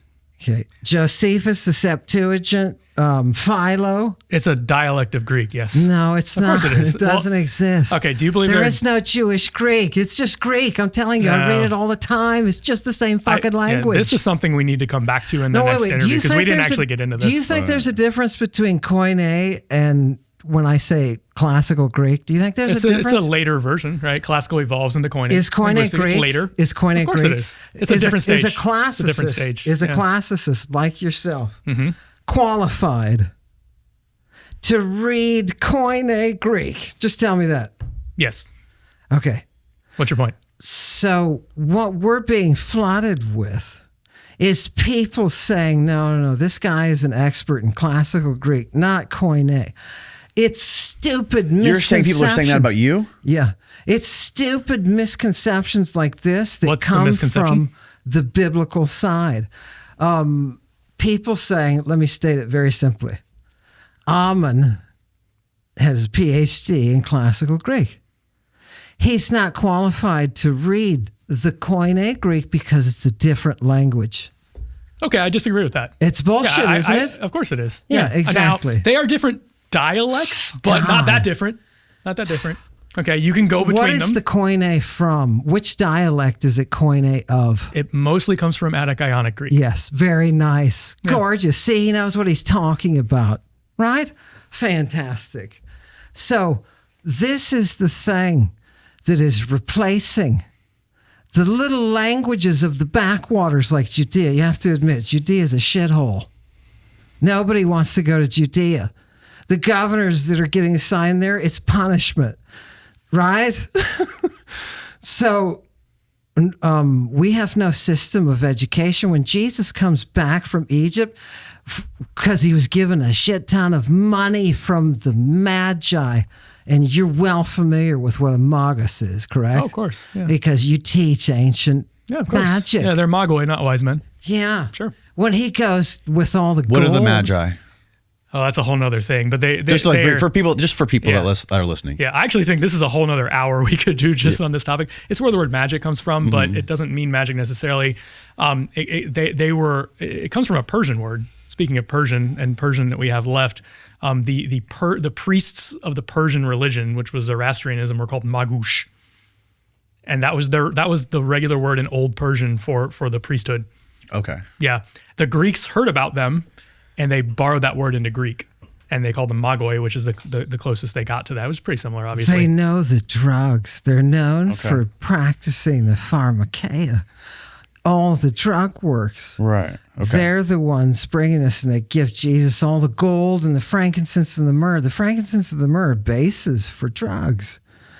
When he comes back from also Egypt, just valuable spices. When he comes back from Egypt, plus venoms. When he comes back from Egypt, Which gift of the wise men was that? it's the guy who put it in his buttocks. When I don't remember that in the That's text. how they administer it. No, I'm not kidding you. The doctors are talking about this, right? Even Dioscorides talks about the magoi and what they do with the drugs. So you're making the case that Jesus, there's texts that connect Jesus to drug use. Yes. Quite literally. Yes. When he came back from Egypt, he goes to the temple and he's just a kid, but he's outsmarting the people that are there because it's backwater shithole. He went to an educated Egypt, to Alexandria. It's only unified in its Greek that you were talking about. You think he didn't speak Greek? Of course he did. Yeah, other than... Christos. That's a Greek concept. Soteria is a Greek concept. Right? I only know of one early halfway anything reliable reference to Jesus going to Egypt is when he's a baby and he comes back while he's still a baby. Yeah. I don't know of anything early that ever says he goes to Egypt. Now, we've seen, because remember that very first thing we looked at, we saw that there's all these crazy stories about Egypt about Jesus, Egypt too, from hundreds of years later, okay? They may or may not be reliable. Often they're not. So you're saying, let's look at the text. Okay, and I'm saying, are these texts reliable? Okay, this is perfect. I'm glad you said that. This is something I don't do. I used to, but I don't do it anymore. I don't discriminate between the Bible, the New Testament, and any of the other Christian literature, any of it that's contemporary. I read it all, the apocryphal stuff, everything. I read it too, but I do discriminate. And there's a very good historical methodological reason I discriminate, and any historian would, and that is that we go by the principle, the earlier the better. So this is true for any historical event, not just about Jesus. I mean, we use this for everything. If you call witnesses into a courtroom, actually, we can do this with anything. Yeah. If you have a source that was written, let's say it's the assassination of John F. Kennedy. Sure. Lots of theories. Let's say you have a source from 1964 about it. Right. And we know it was written in 1964. And then you have a source from today. I don't know. Right. They made something up yesterday. Or maybe not made something up, but they wrote something yesterday and it's not necessarily based on earlier sources. You're going to be more likely to just a priori judge that the 1964 source is more likely to be reliable than the 2025 source. Now, that's not a guarantee. Correct. That's not a guarantee. Right. You need contemporary. No, I totally agree. You need contemporary sources. So we need to discriminate. Contemporary evidence. We need to discriminate based on age of the text, if we can date the text, right? So I think we should discriminate. Yeah. Now, if I, quote unquote, discriminate in favor of Matthew, Mark, Luke, and John, it's not for a religious reason, it's for a historical reason. Those are the 4 earliest stories we have about Jesus, or sources we have about Jesus, okay? All of this stuff that's coming from 200s, 300s, 400s, we know there's all this mythology that grows up about Jesus in those intervening centuries, right? That doesn't mean it's all made up. Okay, so when we put something up on the screen from 350 or something, or 370, I'm not saying it's all fake, we should throw it out. I'm not saying that's the same. I'm saying principle, methodologically, it's a lot less likely to be true than something written 30 years after he walked the earth. Right. That's the principle. That's why I think Dioscorides is so important, because you need contemporary data to back up. And Christing, if you want to see more about Christing than any other source, go look in Dioscorides, dude. Right? You've got more Christing there than anywhere. And it's exactly anointing in the Greek tradition. Sure. Exactly contemporary with Jesus. It's perfect. So nobody pays attention to that. So is Philuminus. Right? So antidotes, right? Mm-hmm. It's all there. So what is the best connection in your view, Ammon, that Jesus had anything to do with actual drug use? His title, right? But he just explained that. He just explained the history of his title is most important.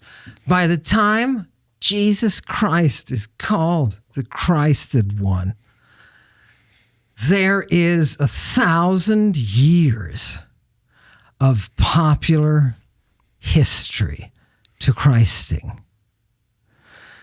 It is something that is featured on the democratic stage of fucking Athens. right. Yeah, it's a Greek word. As well It's as a Greek word that goes 300 back 1,000 years. No. Christing. Yeah, it's a Greek word. The actual verb Christing is what I'm talking about. All the forms. Look, we're all about the language. But they were That's using it way before Jesus, Right. and they were also using it way after during Jesus. Jesus' time and Right. after Jesus' time. Sure. Right. You take a look and figure out the best evidence that you're talking about comes from his contemporaries. What are the contemporaries saying? And when you jump into that pond, you're going to find sex, drugs, and mystery rock and roll. ritual that involves the consumption of semen by a bunch of child traffickers. And that's why Jesus is screaming out on the when he's arrested, "I am not a laystes. You could have arrested me at any time. Why'd you come out here with all the weapons? I am not a laystes." That's something that we should definitely talk That's about. Next why time. he's saying Yeah, that's a whole other thing. I think we need hours, at least an To hour talk or two about for lay lay stays. stays. Yeah. Can we save that? Can we come back to Yeah, that? did Let's you come back read to that. Lucian? Yeah, I'm familiar with it. Let's come back for that. Let's Fantastic. come back for that. Yeah, if we can. Yeah. No, that's something that I'm definitely fascinated by, and Yeah, we don't want to short shrift that. right. Yeah. Okay, we'll do a part 2 to that then. Yeah. Well, thank you guys. I think Yeah, absolutely. this has been fantastic. I think there's definitely a lot more for us to discuss. We should definitely set up a part 2, and yeah, I have tons more questions. I feel like we're only halfway through this, but That's how I feel too. I think that's why we needed a part 2. Yeah. I just wish we could have talked about some of the Christings. Like I was looking forward to the shit Christing and yeah, Christing virgin breasts and little boys' testicles. Did you see that one in there? I I sent that mean, one. I try to avoid little boys personally. I know, but did you see that in all the Christings that I sent both? Let the world hear it. yeah, I sent both of these champions. I sent them yes. all the Christings with the sex stuff and Christing your balanos, right? There's Yeah. no doubt that Christos was a term that could be a drug term that was used going Right. back 1,000 years. I Right. don't think there's a debate about I that. don't think- Did you think get that's this a all problem. the sex stuff I sent? Yeah. There's sex stuff in there too. Sure. A lot of graphic sex stuff, right? Well, of course. With saviors. Yeah, soter was a Greek word that Yeah. was very complicated that later got applied to Jesus. And it has a pharmaceutical history. You would love that. It's the history. I love words. Yeah. I'm a philologist. Yeah. We should talk about that. Well, we're definitely going to talk about this. One quick thing, completely unrelated to any of this, I want to ask before we wrap it up. The Isaiah scroll found in the Dead Sea Scrolls and the Masoretic texts from 1000 AD. There are people who say that it's like a miracle that the Masoretic text of Isaiah match the Isaiah scroll word for word. First of all, is that real? Second of all, what do you make of that claim? Yeah, I would want to actually, and maybe I can answer this question in part 2, just because I want to be as responsible as possible. I haven't compared them word for word personally. Okay. I will say in general, because I do know this, that of the Dead Sea Scrolls, some of them match the MT, the Masoretic text, whose earliest copies we still have are from 1,000 years later, and some don't. Mm-hmm. So those are all over the place. I want to double check the Isaiah scroll before I say anything. Okay. Yeah. Can I just say, no fucking way. Mm-hmm. Do you have that much time and the transmission of the text is exact? No way. 1,000 years. It's a miracle. I will say it's possible. It is. That would make me believe in God if that was real. Here's why I know it's possible. We've talked about India. I took 3 semesters of Sanskrit. The Rig Veda, the earliest texts of the Sanskrit or the Hindu religion that are written in very early Sanskrit, they were handed down orally for I think around 2,000 years before they were written down, and they are pristine. I mean, they look exactly like we would think from the earliest level of Sanskrit. I mean, linguists think that they almost didn't change a single word in 2,000 years. Yeah, in Hinduism. But also, wouldn't it be possible for people to be copying that scroll, like when they hid those scrolls in those pots or whatever? Sure. Isn't it also possible that there was many other copies existing? There were that were being copied clearly, up until that time. There were multiple copies. The Dead Sea community had their copies. Other people in Jerusalem and elsewhere would have had their copies as well. Mm-hmm. Right. When does the first copy of the Hebrew Bible emerge? Like complete copy? Yes. Yeah, I think it's 11th century. The oldest one that still exists. Now, the reason, and I know you know this, is not because there weren't earlier copies. You don't think they invented it in the 11th century, do you? Mm-hmm. I'm wondering if it was a process of not just at one time, but a process. Why don't we have like consistent copies? That's what I don't understand. It's a Masoretic invention, right? Because vowels are a Masoretic invention. The vowel points, they were the ones who started writing the vowels. So the consonantal text is older. The vowel points probably go back to the 7th century. Isn't it possible? And why does all the translators, why do they use just that Masoretic text? I wouldn't want to just use the Masoretic text. Okay. I would want to look at the Septuagint. I would want to look at why didn't the Vulgate. They? Because why didn't good Bible translations look at all those. They don't just look at the MT. Are there good Bible translations? What would you recommend? Yeah, I would recommend learning Hebrew and reading it. Okay. You'd just like learning Greek. Learning Greek and reading it. That's a shame, 100%. Though, isn't it? What's a shame? Learning the original language? The Greek? No. This is my thought experiment. I get one too. What if the Greek is the original? Then you're doing yourself a huge disservice. I read the Greek too. Yeah. I study the translation because we both agree there's a translation going on here. Yeah. 99.9% of the world, including me, thinks it's Hebrew to Greek. You think it's Greek to Hebrew, but we both agree it's a translation. And what did you think about the tohu wabohu? Can you just sum it up? Going from these really sophisticated concepts in Greek to these really basic, and it means the same thing, empty and empty. Yeah, I'm still not sure of your logic as to why you think it has to go in one direction. I don't understand that. Okay, so if you do have this Hebrew original and you're translating it into Greek, you're going to see tohu wabohu, which both mean empty, and somehow you're going to get two concepts out of that, aoratos and akataskelos, that are totally different. Well, that's how translation works. You have to choose the best word you have in the target language. Why didn't they just choose empty? Because they didn't want to. Why does any translator choose any word? Oh, it's a stylistic choice. Do you understand why it sounds sus to me? I don't think I do. I mean, I want to understand. I do genuinely want to understand. The Greeks had a rich philosophical tradition. So they had complicated words like aorastos and akataskelos, right? That's fine. So they had that linguistic technology. You want to call it that? Linguistic technology, all right? That they could just, let's plug this into this word, all right? Hebrew had tohu wabohu. Now, we don't know what kind of Hebrew philosophical tradition preceded the cataclysmic destruction. Yeah, because nothing survives. Well, the Torah survives, and the rest of it. Besides the Torah, nothing. None of this rich literature. And the archaeology and right, archaeology. and those goddamn silver Yeah. tablets. Yeah. By the way, I do think we should bring this up again in part 2. First of all, I Yes. think it's one of our. It's a good discussion we had. Yeah. Yeah. I think there's more that both of us could bring to bear. I have other points. I made a list of about 10. I got through 3 of them. What are Yeah. some of mine? We'll do the replay, Perfect. and I'm sure you can bring more. I have many more points that I could make as to why arguments for why the Septuagint, the Greek, is a translation of the Hebrew and not the other way around. Right. Okay. And I'd like to hear what he has to say about those. Fantastic. Everybody, this has been super fascinating. I think Yeah, it has. I think this has been a great discussion between both you guys. You guys obviously respect each other's expertise. You guys we both have PhDs in classics. share the same passion for these languages. Yeah. And this has been super informative for me. And at the very least, I think what this discussion is going to do is going to bring more inquiry into this stuff and bring more interest into this classics, the study of classics and these ancient Fascinating. language and all this stuff. And thank you guys so much for your time. Can I say one thing before you finish? Yes. This is the first time that you've seen somebody trained in the dojo. Do you understand why I say now that without the classicists, you've got the Bible scholars and they're not up to snuff? They really don't work with these texts, right?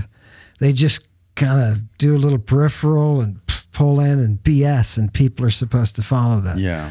But this is a classicist today, Luke, who has stepped forward. And do you see how the training is different? Yeah. And that's why I say I can spot it. Yep. I can spot it. 100%. I want to thank you for bringing that force.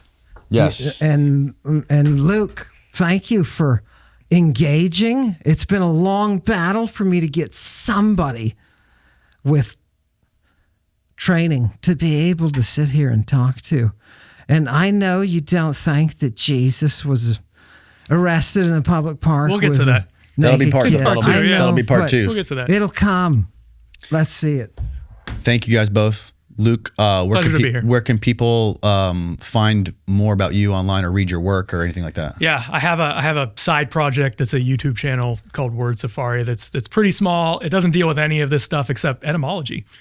So I deal with a lot of Greek and Latin roots on that channel, and it's all about English. To be clear, like that is about English words that come from Greek and Latin. And I think you agree with that, right? Your There's nothing audience- controversial here, right? Yeah, I've watched it. Your audience must be totally brainy nerds. They have some very smart comments. You Yeah, know I what I always mean? appreciate the comments. There's episodes on the origin of the alphabet, from Amazing. Greek, Phoenician, all the way back. Yeah.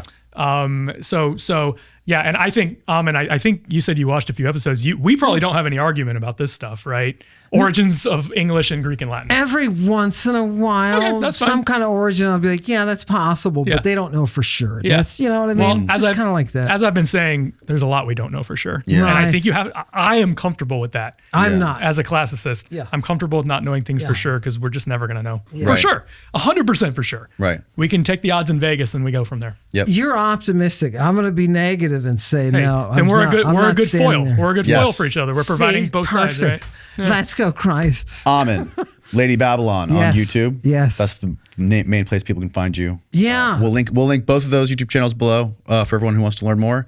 And I'm very much looking forward to part 2. Thank you, Danny, for the opportunity. My pleasure. Good night, everybody.